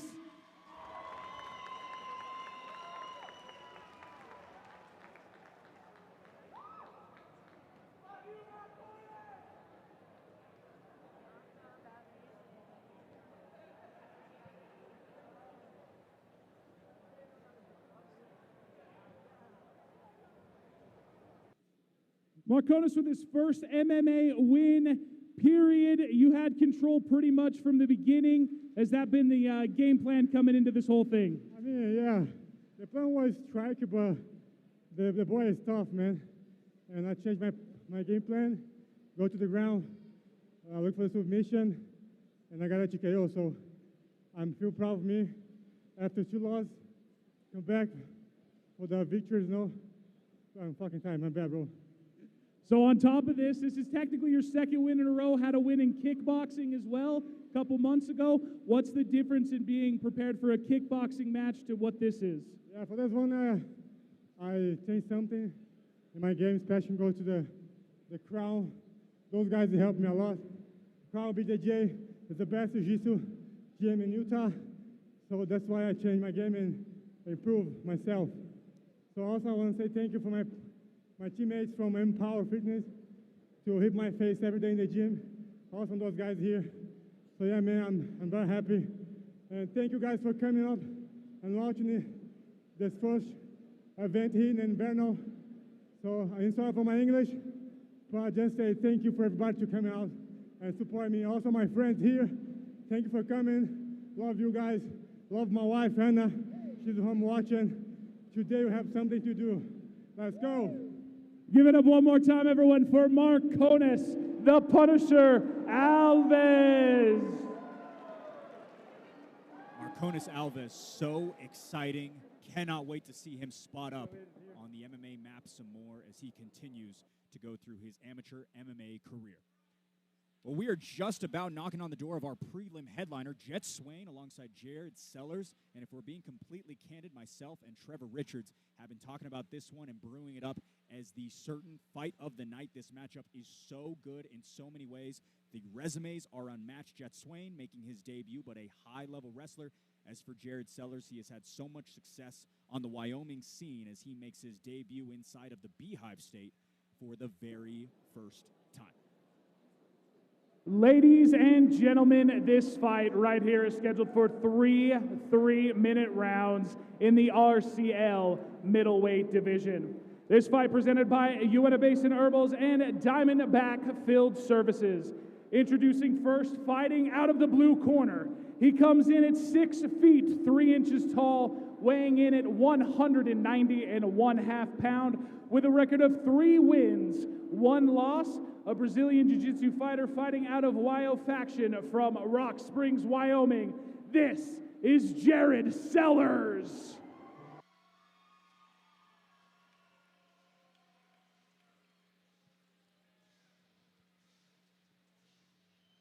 All right, looking to locate his 4th straight is Jared Sellers, who has been perfect since stepping back into the cage in 2023. Now a first for him outside of his native Wyoming. 3 straight wins since his return to the sport after over 9 years away. 1 minute and 54 seconds of total cage time in those victories, accounting for 38 seconds per fight. Again, he hasn't faced defeat in over 11 years since his debut in 2014. A win in 2023, a win in 2024, and now his second walk in 2025, coming away with a submission in May. He is so much to handle at that 6'3" frame. He always puts it to good use. He will have the height advantage once again alongside Swain, who is 6 feet tall. 4th consecutive debuting opposition on the other side of the cage for this one. His cousin Talon Sellers debuting earlier on this evening. Not coming away with the victory against Logan Evans, but still putting together a solid effort as the Wyoming fighter Jared Sellers makes his way inside and looks to battle alongside Swain. And now, fighting out of the red corner, he comes in standing at 6 foot tall, weighing in at 185 pounds, a wrestler, a striker, fighting out of Brute Force Fight Team in Vernal, Utah, making his MMA debut. This is Jet Dragos Swain!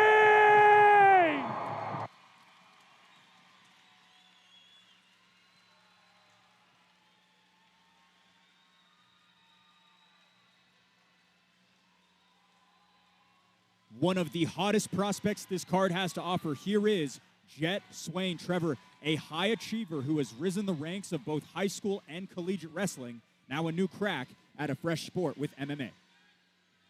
This, I heard you say earlier, this is definitely the fight that I think both of us were looking forward to, maybe minus the main event. Swain comes in, built like a Greek god, I kid you not.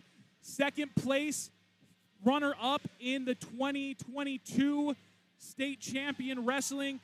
Excels at wrestling. You're going to see, if he gets to the ground, you're going to be able to see him get out of it. You're going to be able to see him contain. He's got striking power. He has got just the charisma of a fighter. I talked to his mom a couple weeks ago. He's getting ready to go overseas to Thailand to start training in Muay Thai and Jiu-Jitsu. He is fully checked in, had an opportunity to go wrestle in college. He said, nope, I'm going to fight MMA.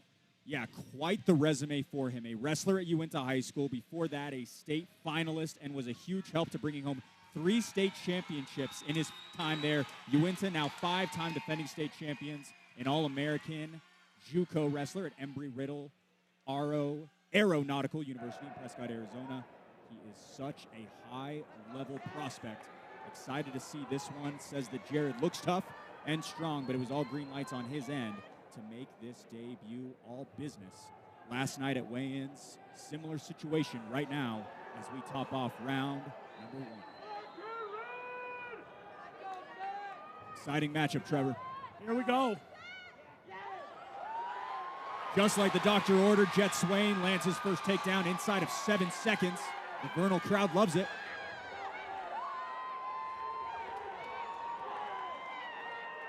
Sellers trying to muscle his way out, but Swain positionally dominant right now. Jared's last fight ended very quickly, but this is the opposite of what he saw in his last fight with Jet coming out and being able to control so fast. But Jared does have a heavy fist.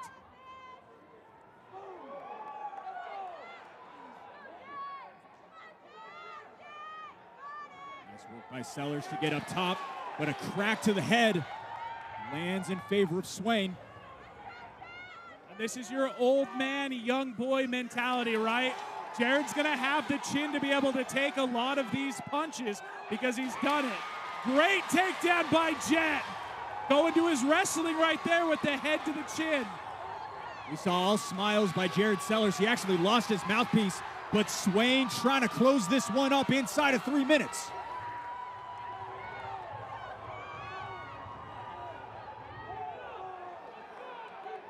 What a pace posed early on by the Vernal wrestler.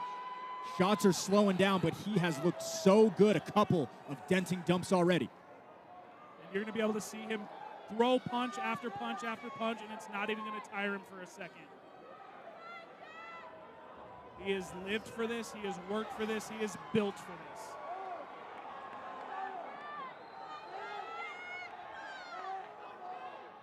Jet Swain getting his bearings as he will fire off a few more from the mount. Minute 5 to go, round 1.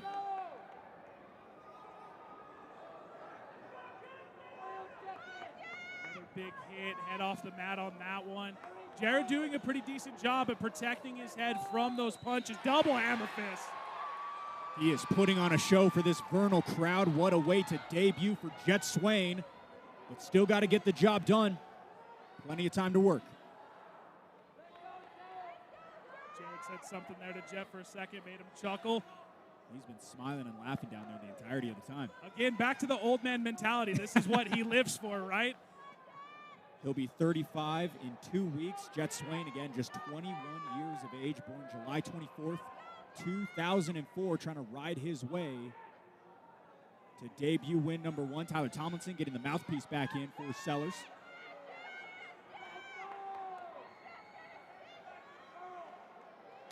Ten seconds left on this round 1 that has been absolutely dominated by Jet, being able to take down twice and continue this ground and pound. What a first round for Jet Swain. We said it was going to be fight of the night. The performance right now out of Jet has been something to write home about. Look, I just can't get over the crowd. This sounds, now here in Vernal, the other big event that we have here in this arena besides the rodeo that happens is our Tournament of Champions, right? It's a wrestling tournament where about 16, 17 high schools bring their best to compete. It is one of the bigger tournaments here in Utah that's not the state finals. This sounds exactly like that. Sellers, his first fight in Utah, met with a whole lot of action by Jet Swain. Got a steep hill to climb. Got to wonder where the windows and openings will be for him if he wants to put together some offense. And again, Jared has a heavy fist. It literally will take one shot to put Jet out if he's not careful, if Jared does get the opportunity to do so. So Jet does have to play safe while he's coming out swinging because Jared can end this in 1. Again, Jared coming off of 3 straight wins, all of them inside of 1 minute and 54 seconds. Hasn't seen a second round in quite some time. Top of round 2 we go as Swain looks to get this thing right back at home. Another massive swing, and now he's got his back with his head. Dribbles to the dump and now wrapping up the chin. How about that? Done! Jet Swain detonates in the debut. What a finish.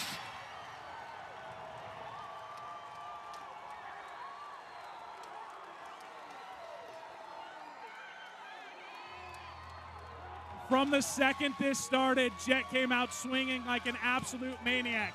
I said he was built for this. I said he's got the body of a Greek god, and I will go to sleep knowing that I saw the first win in young Jet Swain's career.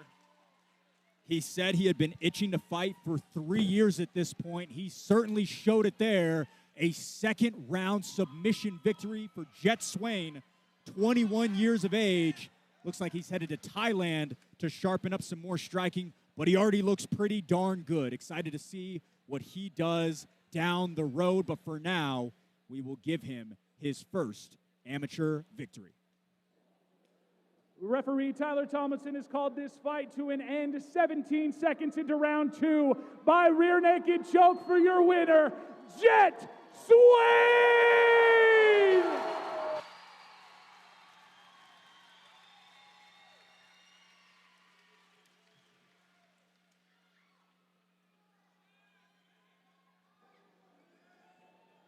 My man! All right, listen, I have watched Jet grow up wrestling from the time that he started as a freshman at UNA High School, on to helping 3 times in a row for the UNA High School, and now we are here. Jet, I think this is the fight that 90% of the people here are waiting for. Walk us through it. Well, it was my first fight, so I didn't really know what the fuck I was doing. But I said I was gonna get that motherfucker, and I did it.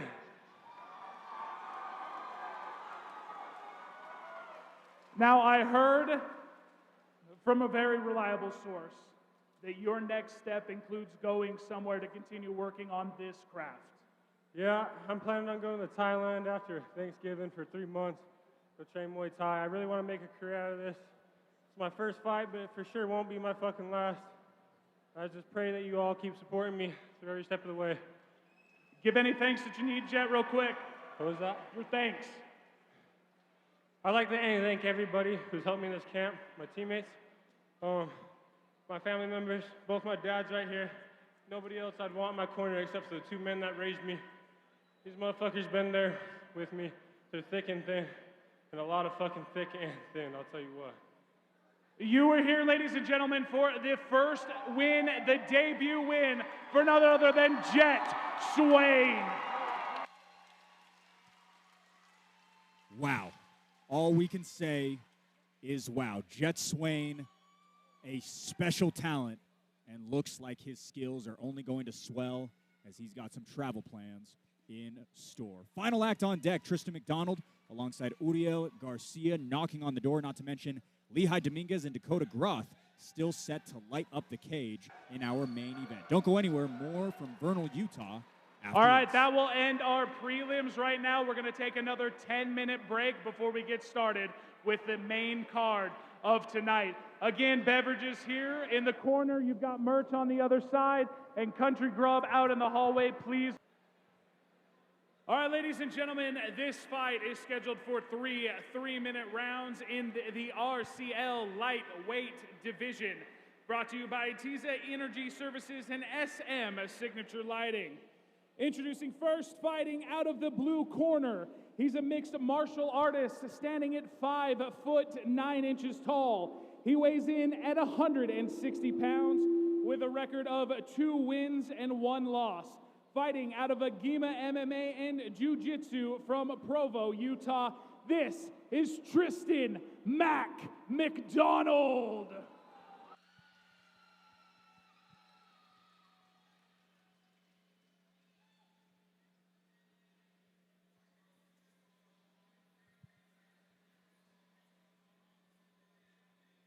Right back on the MMA track, enter Tristan Mcdonald. Busy schedule for him, his 4th combat rep inside of a 10-month period and substantially improving every time that we see him. We saw him level up his striking in his kickboxing debut in May, being able to mix it all together. That will now be on the forefront of his mind. A walk-on wrestler at the University of Iowa in 2016, ended up winning a national championship during his time with the Hawkeyes. He is such a special grappler alongside his striking abilities. And again, his 4th combat walk inside of a year. His 3rd in MMA, 1-1 the record right now, trying to move that to 2-1 this year, an official record of 3-1 after this one if he can get the nod, as well as 1-0 in kickboxing.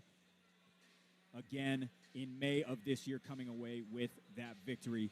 A 100% takedown rate throughout his career, specifically in his last fight. He controlled 89% of the first round and 92% of the 3rd round versus Austin Bershey in his last MMA appearance in March. Historically been a guy to get to his spots fast.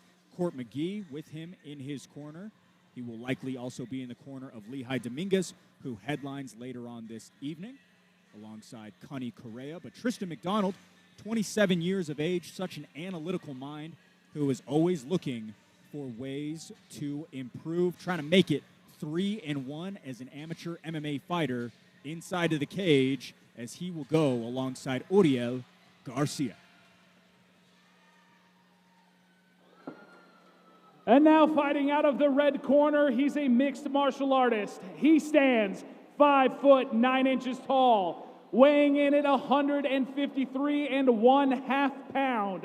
with a record of 1 win, 0 losses, fighting out of Vernal, Utah, and the Brute Force Fight Team, introducing Uriel Papi Garcia!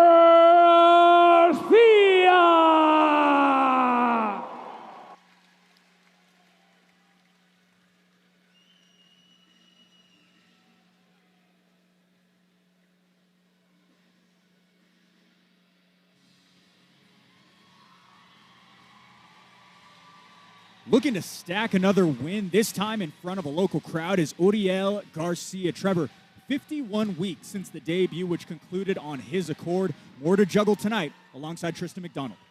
This is another one I'm very excited about. I actually coached Uriel in football back in his 7th and 8th grade years. I've watched him mature as he's gotten older. Not saying he's not a psychopath. He is 100% a psychopath. But I watched him grow from being this 7th and 8th grade skinny dude, walking on as a freshman onto that UNF football team, growing into that, getting a starting role his varsity year at a linebacker position, defensive end hybrid. He found MMA and he fell in love with it legitimately at the snap of a finger. He was in it. He loves it. He's dedicated his life to it. Anything that you see that involves him working, it's going to be on this craft. 1-0, the record for him, a 52nd round 1 TKO in September of last year. And Trevor, he has really ramped up the training schedule in conjunction with this camp, knowing the high-level abilities of Tristan. If he can keep it standing, he feels he has an opportunity. Yeah, like you were saying earlier, this is a wrestling background. You don't just walk on to Iowa wrestling. You don't. The only other person that I know that has been on the Iowa wrestling team is the head coach of the UNA wrestling team. That's it.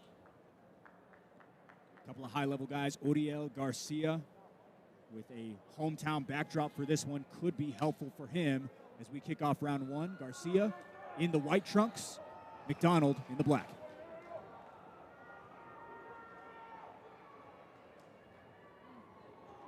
Quick up top already is Garcia. And you're going to see a lot of quick strikes from Uriel that doesn't look like he's in control, but he maintains control the entire time. A great takedown there by McDonald, and this is where his game now is on the ground with the ground and pound, the takedowns, back to that wrestling background. And we've seen so much grappling success throughout the entirety of the night. All of the finishes throughout the entirety of the card thus far have been by submission. We'll see if Tristan McDonald can keep that trend early on round 1. This is another one of those body differences, right? You've got Tristan that carries his weight a lot up on top through his thighs, so he's going to have a stronger upper body that he's just going to lean into the upper body of Uriel, who's a little bit weaker but stronger in the bottom half of his legs.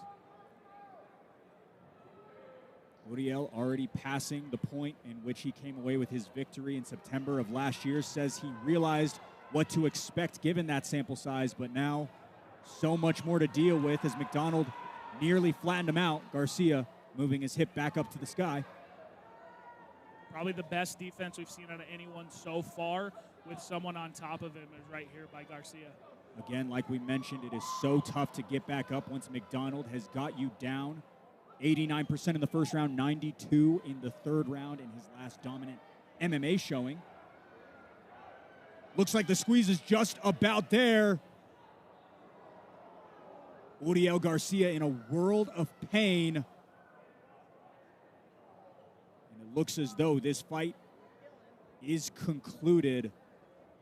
A world of hurt right now. We didn't have a great vantage point. No, I don't, but I think I saw Tomlinson there say something about a separated shoulder. So I think as he was twisting and kind of falling, just separated his shoulder, which is very unfortunate. Tristan McDonald, such a tough grappler. Again, we didn't see the angle of it, but likely a shoulder lock of some sort. And Garcia is in a world of pain. You can hear some of the panting and the moaning echoing through the walls. Never a great way to close out an MMA matchup.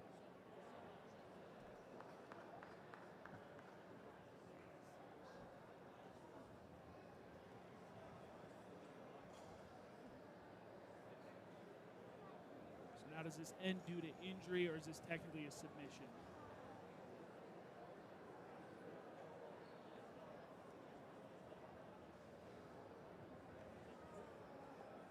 tough to call. Didn't see a I never saw a submission. tap. I didn't see a tap. I didn't see a tap either.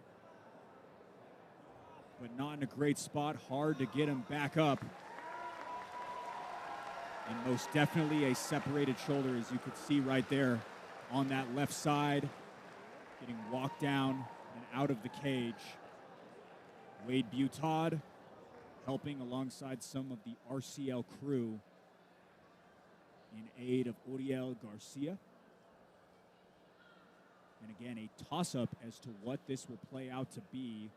Likely a submission. There was nothing illegal with what Mcdonald was doing, but again, we didn't see the full picture on the far side of the cage.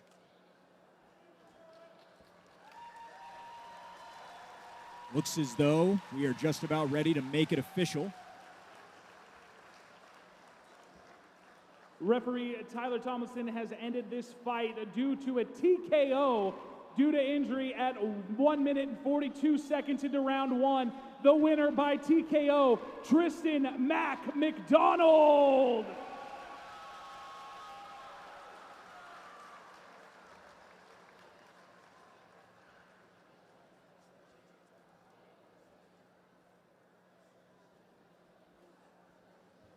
Tristan, we knew coming in based off of your Iowa Hawkeye wrestling background that this was going to be your game plan, getting him to the ground and beating him up that way. Talk us through it. Yeah, you know, that's unfortunate. I really didn't want to win that way. But yeah, no, I mean, I just knew that I wanted to try to stay on the feet a little bit, and if I felt like I had to take him down and try to take the piss and vinegar out of him, I was going to do that. But, I mean, otherwise, yeah. Not the way I wanted to win, but it is what it is. Coming in, this will be your third win. Your third win in your MMA career. Who do you got to thank? What's next?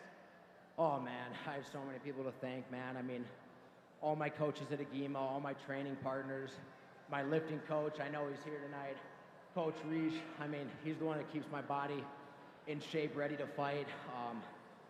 Oh man, there's so many people. My family I work with at Vasa, they're so supportive, man. Like, I got a whole group of them here tonight. Obviously my wife, I love her to death. Like, this is the first time I had to do a fight and prep by myself without her here, and it sucked, dude. She's like my rock. So, but yeah, no, I fight for my King, my Lord and Savior, Jesus Christ.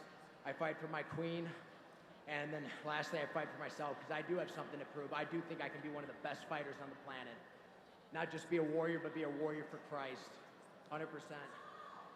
All right, give it up one more time. This is Tristan McDonald. 3-1 for Tristan McDonald, so it comes out to be a TKO victory in round number one. What a 2025 he has had. 2-0 in MMA, 1-0 in kickboxing. He is yet to face defeat this calendar year and seems to be a force to be reckoned with. No doubt about it. We will move right along with our main card coverage, but before that, we will have to see what is going on in terms of Uriel Garcia and if he will need to be transported out. For right now, we've got Giovanni Carrillo and Lane Thomas on deck. Trevor Richards back inside the RCL broadcast booth. Trevor, did you hear anything in terms of medical attention to Uriel Garcia and if we've got a delay here? Yeah, so we got just a couple-minute delay. They're going to go take a look at it, address the injury, see if there needs to be anything done. You saw EMS come in really quick, so they are here. They are on site, ready to go if need be. You know, like you heard, Tristan say, definitely not the way that he wanted to win. Heard from Tyler as I was walking through, as he kind of went to put him on his belly, he just twisted weird and just popped the shoulder out, and that's one of the many ways, unfortunately, that you can get, injured beyond just being hit in the face is just a freak, accident like that. So, for you, in terms of just the analyst hat, what did you make of Tristan McDonald and his performance? That's now another big-time win for him. Yeah, I mean, going back, what we said before the start, right? He was going to use his advantage that he had, both in his upper body strength. You could see that just I mean, standing next to me, I'm not necessarily the thinnest guy. He was just as wide as I am, and that's all muscle. So he used that advantage. He put a lot of pressure on that upper body of, Uriel, and like we said, it was just kind of a 1-2, turn the wrong way, and you're done. He'll be 28 in 2 weeks. Excited to see what his future holds. Tristan McDonald, now 3-1 in MMA. What a fun night we have had, Trevor. So many exciting prospects that we have looked at. For you, who's really flown off the film? I mean, first you got to go Jet, right? I mean, coming in, everyone that I talked to beforehand said that Jared was going to be a tough opponent, and he was a tough opponent. Don't let anything, that you saw in the ring say otherwise.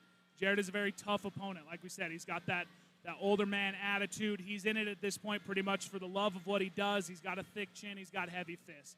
But what you saw from Jet tonight, the composure, the patience, the aspect to be able to pick someone up the way that he did, not once, but 3 or 4 different times, and it wasn't a light takedown. This was a pick-up, slam-down takedown that we've seen a couple different times legitimately knock dudes out in the ring, and he did it a couple of different times. How about Logan Evans coming away with the win? Richard Mendoza, talking to him yesterday, said he has really high hopes for him as well. He showed out. Yeah, and that was another one, came out quick, had the fight done. I mean, had a couple different opportunities for a rear naked choke. First one, he had it wrapped around his face. He said so himself, but was able to continue fighting, continue that ground control after even getting him there with, fists flying. I think that was the one where Talon came out with the flying kick from the very beginning. Yeah. So to kind of glance that off, to then build into what he did, land a couple of punches, take the ground and pound, not get frustrated by the lack of a rear naked to begin with, but to continue working that until he was able to get that done. Another big one that was special, Ralph Ivie Toba, Luke Hamm. Certainly, like we mentioned, the fight of the night. This place was covered in blood, including all our prep. Yeah, anywhere that there could be blood, there was blood. Everything they were cleaning up in kind of that intermission was all from both of them, not just from Luke, where it started originally in that right nostril. It continued to get bad for Luke through that nostril, but he was able to get one just above the right eyebrow of Ivie. And like you said, it was just punches thrown back and forth. There was no takedowns. It was stand-up the entire time. You had weak legs, you had weak arms, you had weak chests, and for Ivie at 34 years old to continue to fight through that the younger guy by Hamm, super impressive. 8 down, 3 still to go. Who are you really looking forward to in terms of matchup to matchup from red to blue corner? I mean, we don't get to see, if you watch pretty much anything that's in the professional ranges, you do not see a super heavyweight fight. Everything is 285 max or 215 max. You don't see anything above that. So to see Carlo Alverez, who is going to look me straight into the eyes at 6'6", 370, against a strong fighter in Marcus Hackford, who's 6 foot, I think that one's going to be a lot of fun. And then, like you said, there's a lot to play for Lehigh Dominguez in this main event fight. So to see what he plays with, the emotion that he's going to have behind him, can he control that? Does he, to kind of maintain his composure to be able to fight a really good fighter in Dakota Groth? Yeah, we'll tell a little bit more of that story later on in our coverage. Carlo Alverez, I want to ask you this. How often is it that you actually meet someone similar in stature to you, Tiny? I don't play basketball and I don't play football. So very rarely. I mean, I do referee football at a varsity level. So occasionally I will see someone. Sure. But they've also got cleats on. So, I mean, it's pretty rare out here. We're pretty undersized when it comes to a lot of different things. So we have to play UNA has to play a Salt Lake team. They have to play a team from down south or whatever for able to get that. But it's not very often that I get to look a man straight in the eyes. And if I do, he's a young, skinny thing. He's not built at the same, width that I am. But I will say, Carlo holds his weight way different than I do. I'm all torso. I'm stomach. I've got some thick thighs. His is all thighs. It's crazy. Going to be a fun one against Marcus Hackford. Who do you think still remaining out of the brute force fight team in Giovanni Carrillo, Dakota Groth, and Hackford maybe get the biggest pop from this Vernal crowd who has been sensational all night? Absolutely. I think Hackford probably is one, but I mean, your main event is going to automatically get the most, right? So I think Groth gets the number one, but as far as natural pop from a crowd, I think it'll go to Hackford. It has been so much fun. A first show, but it doesn't feel like it, Trevor. Really well put together by Richard Mendoza, Leslie Mendoza, and everybody involved in putting this entire thing together. It's been a great turnout by the crowd.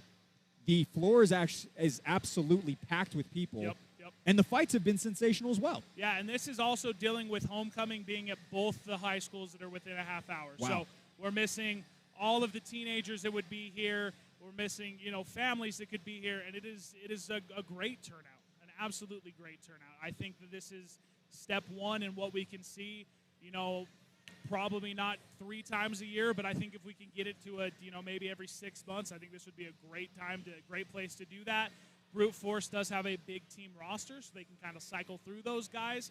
And the more fights that we get out here as they continue to grow in that amateur rank, as they continue to fight, we'll be able to attract other people that are coming out. Because right now you kind of are like searching for fighters, where the more you fight, the better records you get, the better film you put out. People will just want to come instead of having to search for them.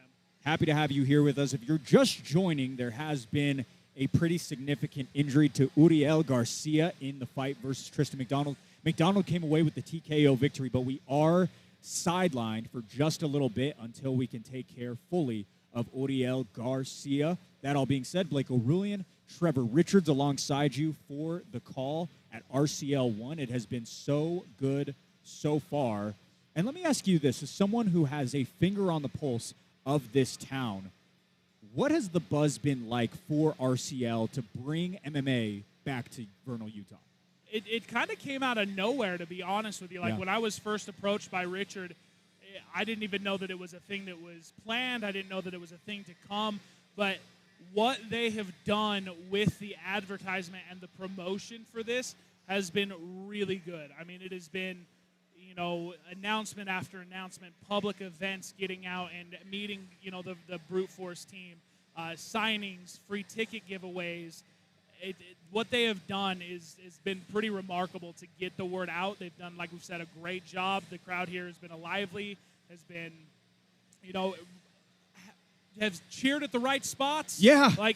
That's a huge thing. An educated crowd. An educated crowd, exactly. So this has been a great night. We used to have fights here every once in a while. This was probably 10, 11 years ago. The setup was a little bit different. So the setup here, how they have us right in the middle. You've got the walkway for the fighters to walk down. The crowd on both sides sees them. The setup here is superior as well. Well, let me ask you this as well. As someone who has done such a good job this evening, this is your first time cage announcing as well as being an analyst for an MMA show. You do an incredible job with plenty of other sports. How has tonight been for you? Tonight's been a ton of fun. You don't get this close. I mean, we are right up against the ring. I mean, we had blood splatter. That is a legit thing. We, from the Luke Hamm fight. Yeah, the Hamm, the Ivie fight. There was blood everywhere. Not only on the ring, but it was here on the table. It was splashed everywhere. And that was something that going into it was not on my bingo list. It was not get blood on yourself. So I've had a blast getting in and doing the ring announcing. Again, something that, prepare for, work for, train for. I take this stuff, very seriously, in addition to, the full-time 65, 70 hours a week I do at work. To find this time to be able to do this was great, and I hope that I'll be back again. No, I certainly hope that we both are back in the future. Hopefully Richard Mendoza enjoys the broadcast. But let me ask you this as well. You did a lot of preparation. You told me that you studied up on Bruce Buffer and other high-level guys to make sure that you do this job right. What specifically did you pull and take away from these guys in order to convert into your performance tonight? The biggest thing that I wanted to use was his presence. I mean, that's the number one thing that he has. Yeah, the sayings are cool, but his presence in the ring is unlike anything that any other announcer has at any level. That includes boxing. I would put him above his brother, who's been doing it longer, but I think Bruce's presence that he has in the ring is just unlike anything else. I mean, you hear the crowd go wild when the mic turns on. You hear the crowd echo everything that he says. Everyone knows everything that's going on.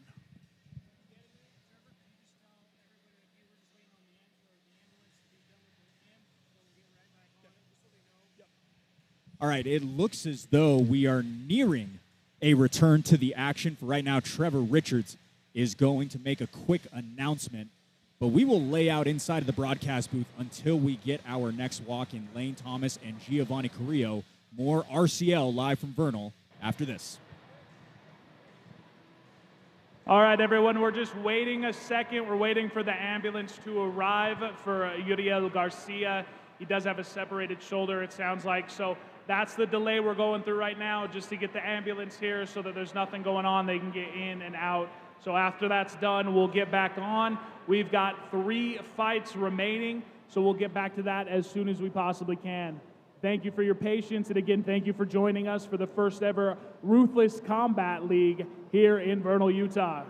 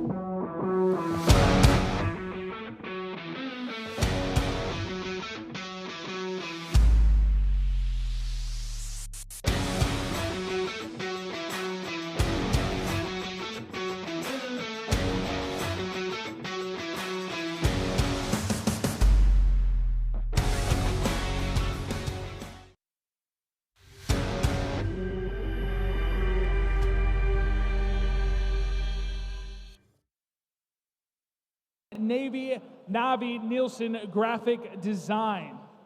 Introducing first, fighting out of the blue corner. He stands at 5 foot 9 inches tall and weighs 124 1/2 pounds. A mixed martial artist with a record of 0 wins and 1 loss. He's an independent fighting out of Cheyenne, Wyoming. This is Lane Thomas.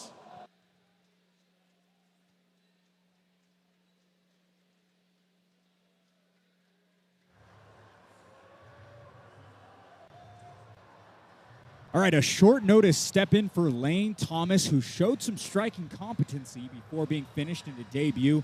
A lot to take and put into action for this evening. You see they're standing 5'9". That frame poses so many problems at 125 pounds. Did get finished to the body, but did show a sturdy chin in his first fight versus Casey Clark in May of 2025. 47 seconds was all he got in the first time around. This time we will see if he can keep it standing for a little bit longer. Weighed in well under last fight at 132 pounds and has calculated his way down to flyweight for this one. As you see, 124.5 as he hit the Athletic Commission scale last night. Had a whole lot of confidence as well that he was going to get his first win. He was fired up to compete as soon as he made weight. He could not wait for this opportunity right now alongside Giovanni Carrillo. Again, like mentioned, for Lane Thomas out of Cheyenne, Wyoming, a lot of competency in his stand-up, stepping in on relatively short notice in order to go alongside the Brute Force Fight Team fighter live in Vernal, Utah. Final flyweight fight we have on this card. We've already had a couple of really solid matchups. Like we mentioned, Ralph Ivie Toba and Luke Hamm coming away with the fight. And now fighting out of the red corner, he stands 5 feet 3 inches tall. He weighs in at 124 1/2 pounds. A mixed martial artist with a record of 0 wins, 0 losses, and 1 draw. He fights out of the Brute Force Fight Team from Vernal, Utah. Give it up for Giovanni El Leon Carrillo!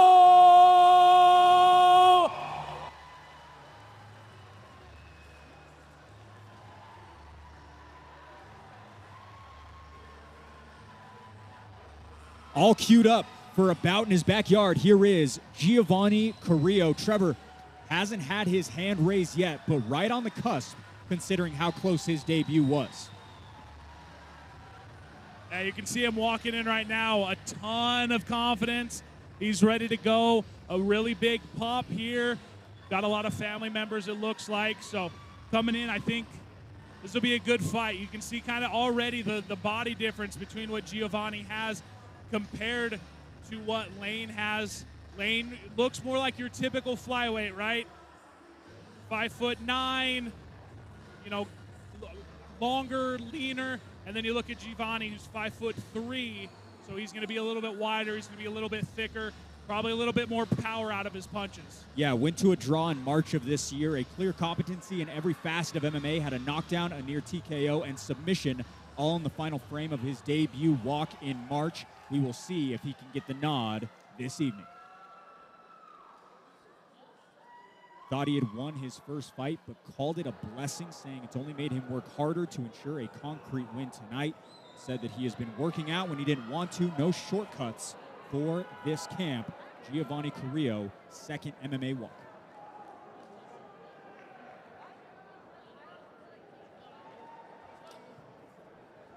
Chomping at the bit to get right into it. Lane Thomas opens up with some offense.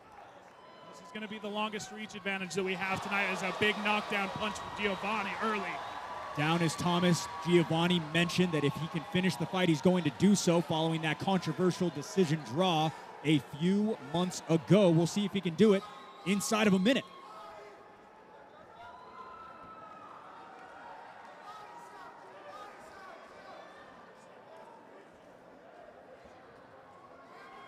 That arm across right here in front of us. There's the tap. He's got it. Giovanni Carrillo beats him in a blaze. No judges necessary. First round finish for the Vernal fighter. I was quick. He came out. He was able to compete and keep that distance from being a major factor. Took him down, and we're done and out. What a story for Giovanni Carrillo to deal with so much coming back to MMA. He was 0-1 in kickboxing. Again, dealt with a draw in March, but finally getting that first round finish that he has desired for so long. Lane Thomas moves to 0-2. Giovanni Carrillo about to get his first official amateur victory. All right, stepping on inside of the cage, here's Trevor Richards. Referee Tyler Thomason has called this match to an end via submission due to a rear naked choke in round 1. at 35 seconds, declaring the winner, Giovanni El Leon Carrillo.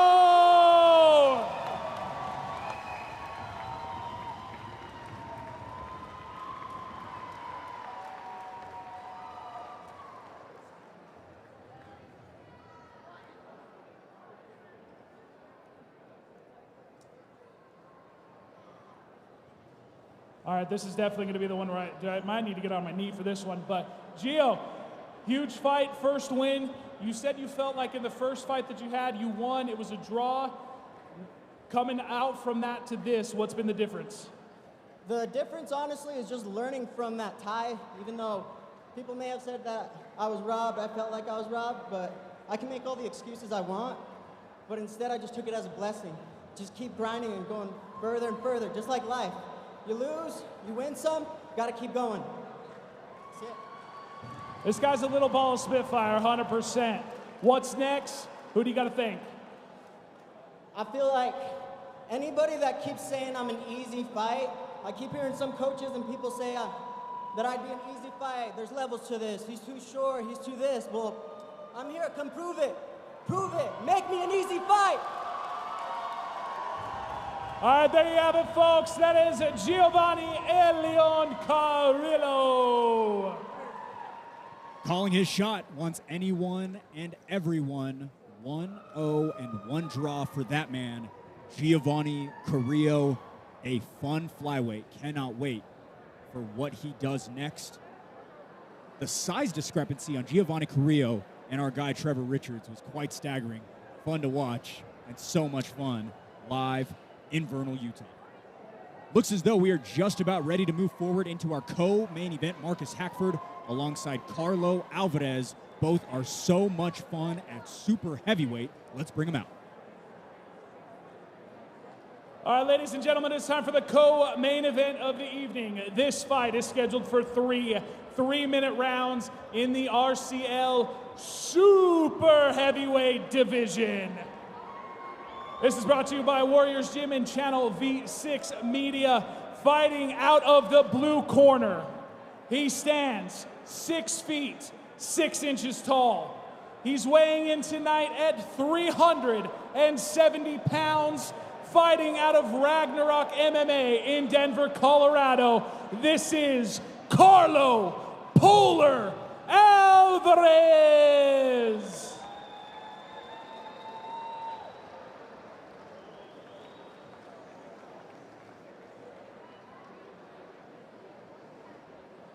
Look at Carlo Alverez being so kind, shaking the hand of Lane Thomas.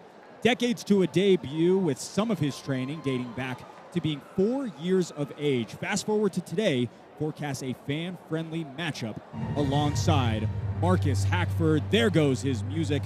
Been working on publishing a book targeted for a release in December, a science fiction novel about some astronauts discovering unexplored lands. Carlo Alverez getting quite the pop despite facing another Vernal local in Marcus Hackford this evening.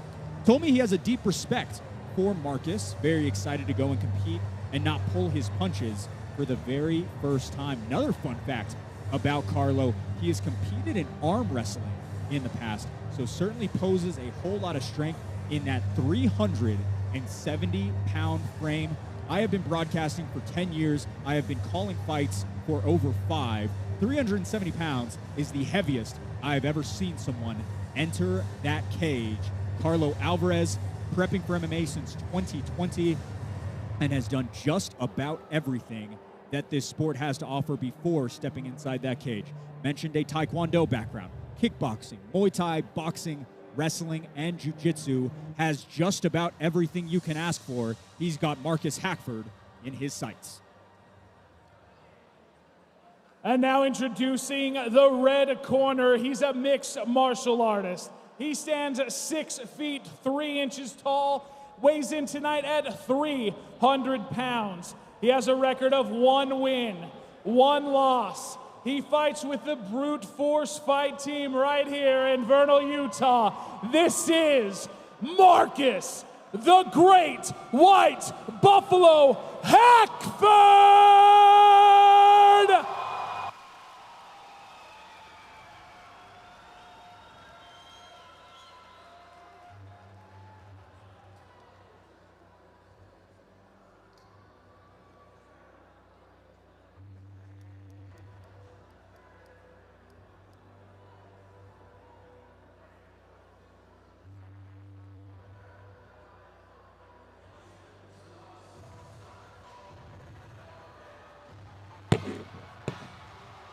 Making his way inside, always an energetic entrance. Here is Marcus Hackford. Trevor, he's been saying he's put everything into this camp. First time in an MMA rule set since 2018. We'll see if his hard work translates to a victory tonight. Yeah, you hear the pop here in the Western Park Arena. People are excited to see Marcus Hackford.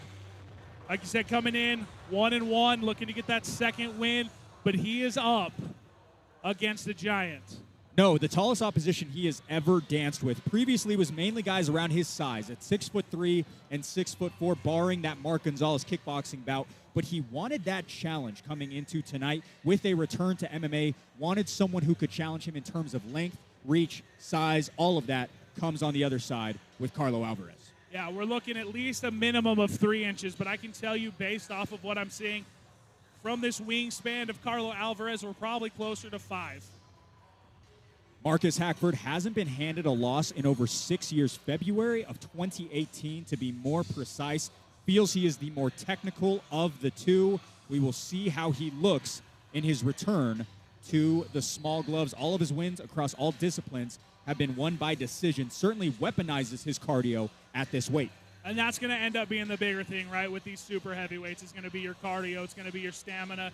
It's going to be how long you can last inside of the ring before your legs ultimately give out. So who's been working harder, who's been running more, who's been, dropping maybe a couple extra pounds to get that done, we're going to find out soon enough. He moves so smooth for a guy of his size. Marcus Hackford, Carlo Alverez, 670 pounds combined inside that cage, barring our man Tyler Tomlinson, who will be our official for this co-main event.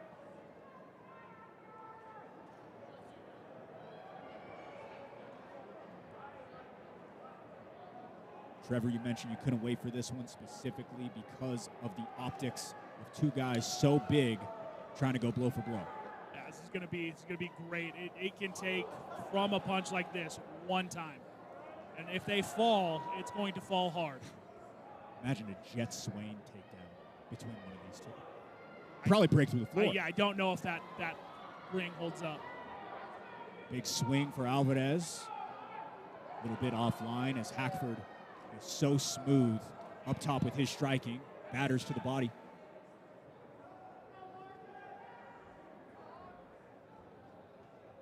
So it's definitely going to be a little bit slower. This is all about waiting your time to find that spot to hit.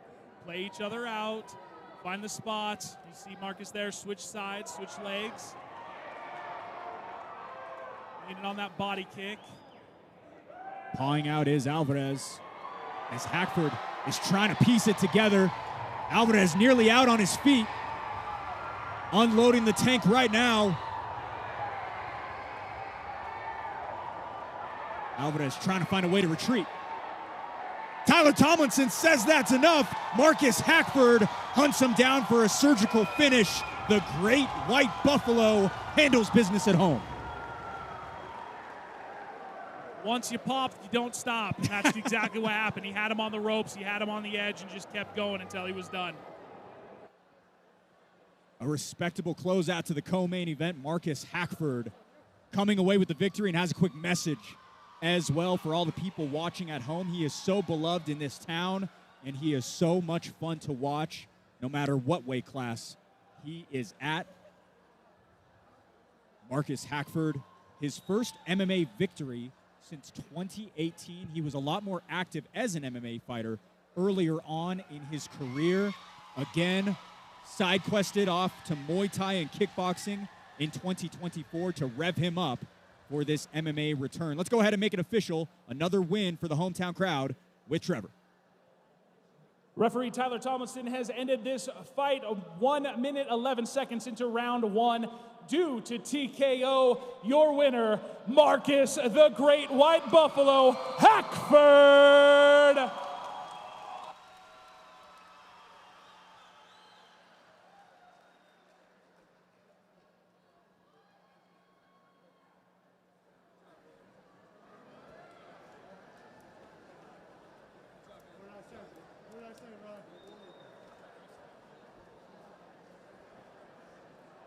All right, Marcus, back in the ring for the first time in a little while. You decided to go up against probably the biggest guy that you'll ever see.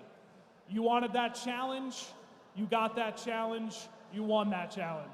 Listen, real quick before I get into all this, I want to thank all my family and friends that came out here supporting us, and everyone that came out here supporting the Brute Force guys and the other guys.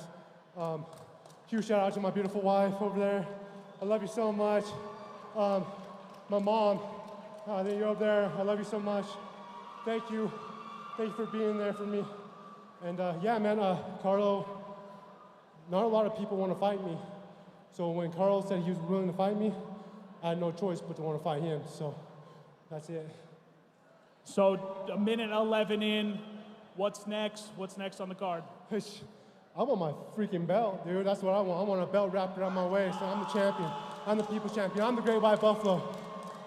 Everyone remember this right now, because one day I will be the champion of the world, and I will put the basin on my back if I have to. I'll make it go wild. I promise.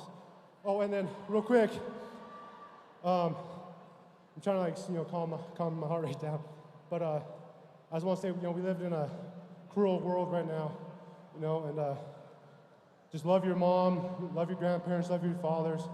You never know when tomorrow might be the last day. So I wish my dad was still here with me, and fortunately he's not. But I know he's up in there in heaven cheering me on. So, and I want to thank my brothers at Brute Force.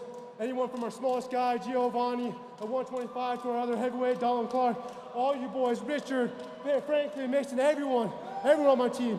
Remember me. I'm the Great White Buffalo, baby. There you go. Remember this moment. He's calling it out. Remember right now. This is the first win in the RCL for Marcus, the Great White Buffalo, Hackford.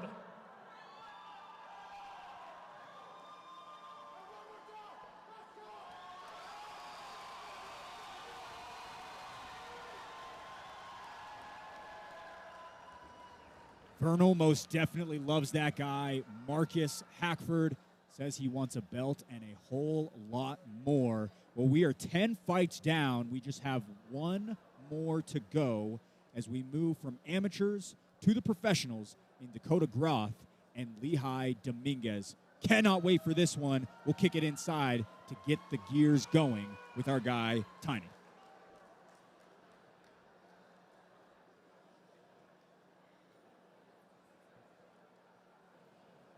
Western Park! Now is the time that we've been waiting for, the main event of the first ever Ruthless Combat League Fight Night. Commissioned by the Pete Suazo Utah Athletic Commission, the three judges for tonight's main event are Stephen Farriger, Nathan Burback, and Dan First. The referee in charge when the action starts will be Tyler Tomlinson. The main event is brought to you by L&L Motors, Big Four Services, Labor and Pump Repair, Tisa Energy, JLG Oilfield Services, Swain's Restaurant, Extreme Wireline, Uinta Basin Herbals, Nolden Field Services, Navy, Nielsen Graphic Design, and Pro Touch Automotive. Ladies and gentlemen, those that are watching from home from the Western Park in Vernal, Utah, are you ready? This fight will be scheduled for 3 5-minute rounds in the RCL welterweight division. Introducing first, fighting out of the blue corner, a mixed martial artist with a record of 2 wins, 2 losses. He stands at 5 foot 11 inches tall, weighing in at 170.5 pounds. Fighting out of Agima Jiu-Jitsu and MMA from Santaquin, Utah. This is Lehigh El Soldado Dominguez!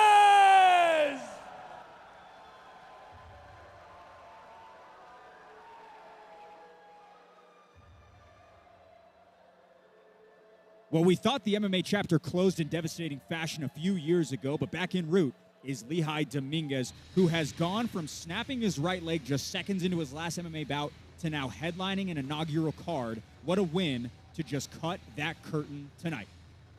Lehigh mentioned to me that he is dedicating this fight to his late brother, Joey Dominguez. Win or lose, this is it for him. It's been a trying time in his life, but one last dance in the main event for the Utah veteran. 8-4 as an amateur, 2-2 as a professional. He's been fighting since 2012 and a little bit off of the books even prior to that. 170.5 pounds on the scale last night. He is 5-2 over the course of his career as an amateur and a pro at welterweight. Lehigh Dominguez, final chapter of his combat career, closes inside of Vernal, Utah, alongside Dakota Groth. Dominguez, a U.S. Navy veteran, joined the National Guard after 2 tours in Iraq and 5 years at sea. He has done so much in terms of this MMA community as well as serving our country. Again, this fight is for his brother Joey, who means so much to him and his family. Been a part of the MMA scene for over 15 years at this point. It all comes to a close with this final walk of his career. Court McGee in the corner for Lehigh Dominguez. He was also here for Tristan Mcdonald. Out to come out is Dakota Groth. And now fighting out of the red corner, a mixed martial artist with a record of 0 wins, 1 loss. He stands at 5'9" tall, weighing in at 170 pounds. Fighting out of the Brute Force Fight team from right here in Vernal, Utah, introducing Dakota Groth!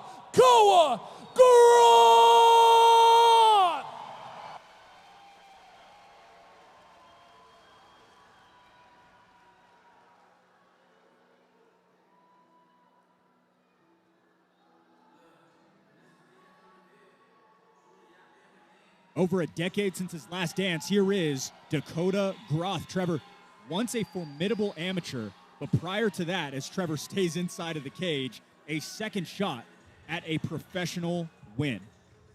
Groth, a high-level grappler, went 3-0 in a jiu-jitsu competition a couple of years ago in Salt Lake City, but primarily grew up doing judo in high school. A 3-1 amateur in 2013, had a 100% finish rate during that time.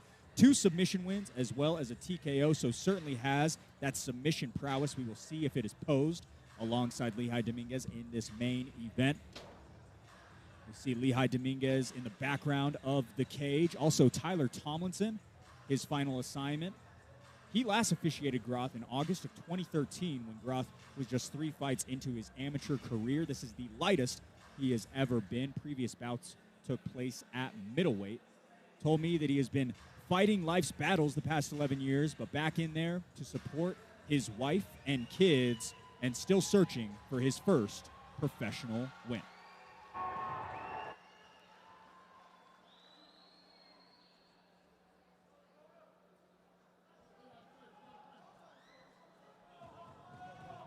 All right, guys, we went over the rules in the back. Okay, pro fight, pro rules. Okay, listen, obey my commands at all times. Protect yourself at all times, or I will stop the fight. You guys have any questions? Touch gloves if you want. Welterweight main event on deck. Lehigh Dominguez in the black trunks, red for Dakota Groth, the Vernal local. Final fight of RCL 1. It has been an incredible night thus far, and it concludes with 2 top-tier welterweight professionals. Again, Groth's first fight since 2014. Big swing and a miss as Dominguez looks to grapple this one down to the mat.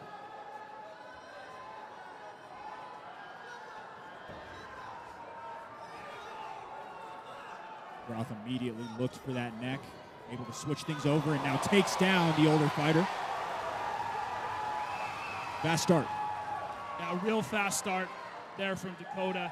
He's got the age advantage on Lehigh, who is the 40-year-old veteran. Doesn't always mean anything. He's got some tricks up his sleeve, I guarantee it. And it's interesting because Lehigh, the older, but Dakota, the guy who has been away for much longer. That all being said, he looks good early on round 1 as he switches over to that armbar. Trying to straighten it out. Dominguez looks to be in a world of trouble. How about it? Dakota Groth, first submission as a pro. No cobwebs to be shaken off. A pro win inside of his hometown. I thought for sure that when Lehigh kind of was able to twist back around, he wasn't going to be able to keep that arm bar, but he was able to readjust, get that thing pinned, and we are done. Sticky with his submissions, Dakota Groth now going to move to 1-1. And what a way to come back to the sport of MMA. Less than 60 seconds to close out our main event live in Vernal, Utah. For Lehigh Dominguez, he mentioned yesterday to me in the hotel hallways that win or lose, this would be it. But maybe a resurgence by the 31-year-old as Groth is going to come away and have a whole lot of momentum rolling downhill moving forward.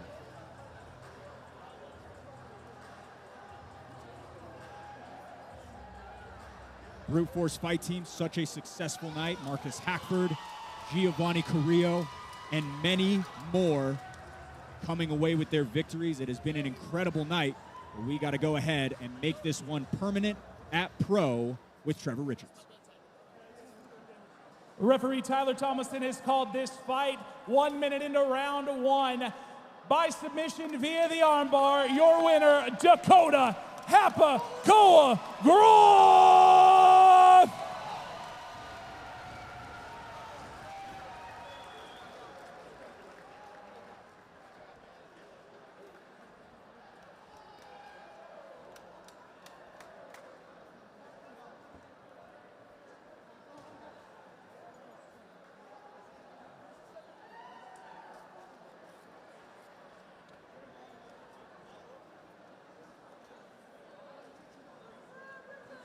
Dakota, you came in, you had intensity right from the second that it started.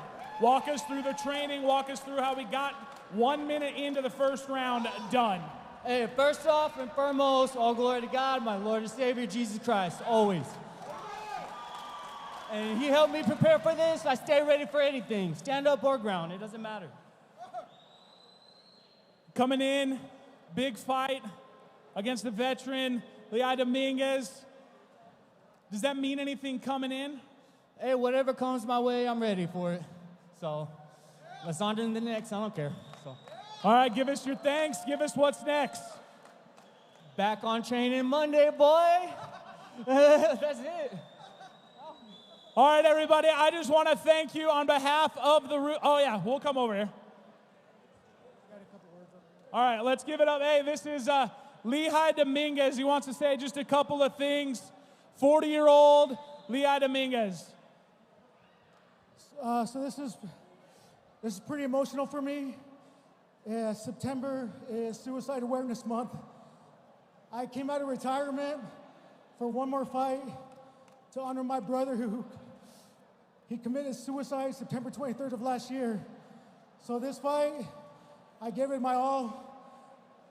It's my retirement fight. It's my fight to honor my brother. Thank you, Dakota. Absolute warrior. Great opponent, nothing but respect. Thank you to the team. Richard Mendoza, thanks for having me. No better way to go out than an opponent like him. One more thing. If you or anyone you know is battling mental health, I'm a 22-year military veteran. I have PTSD, anxiety, and it fucking ate me alive, and I didn't want to come into the cage, but I did it anyways. So just like you said, I'll praise to God, faith over fear. I love you all. All right, everyone, give it up one more time. This is Lehigh Dominguez.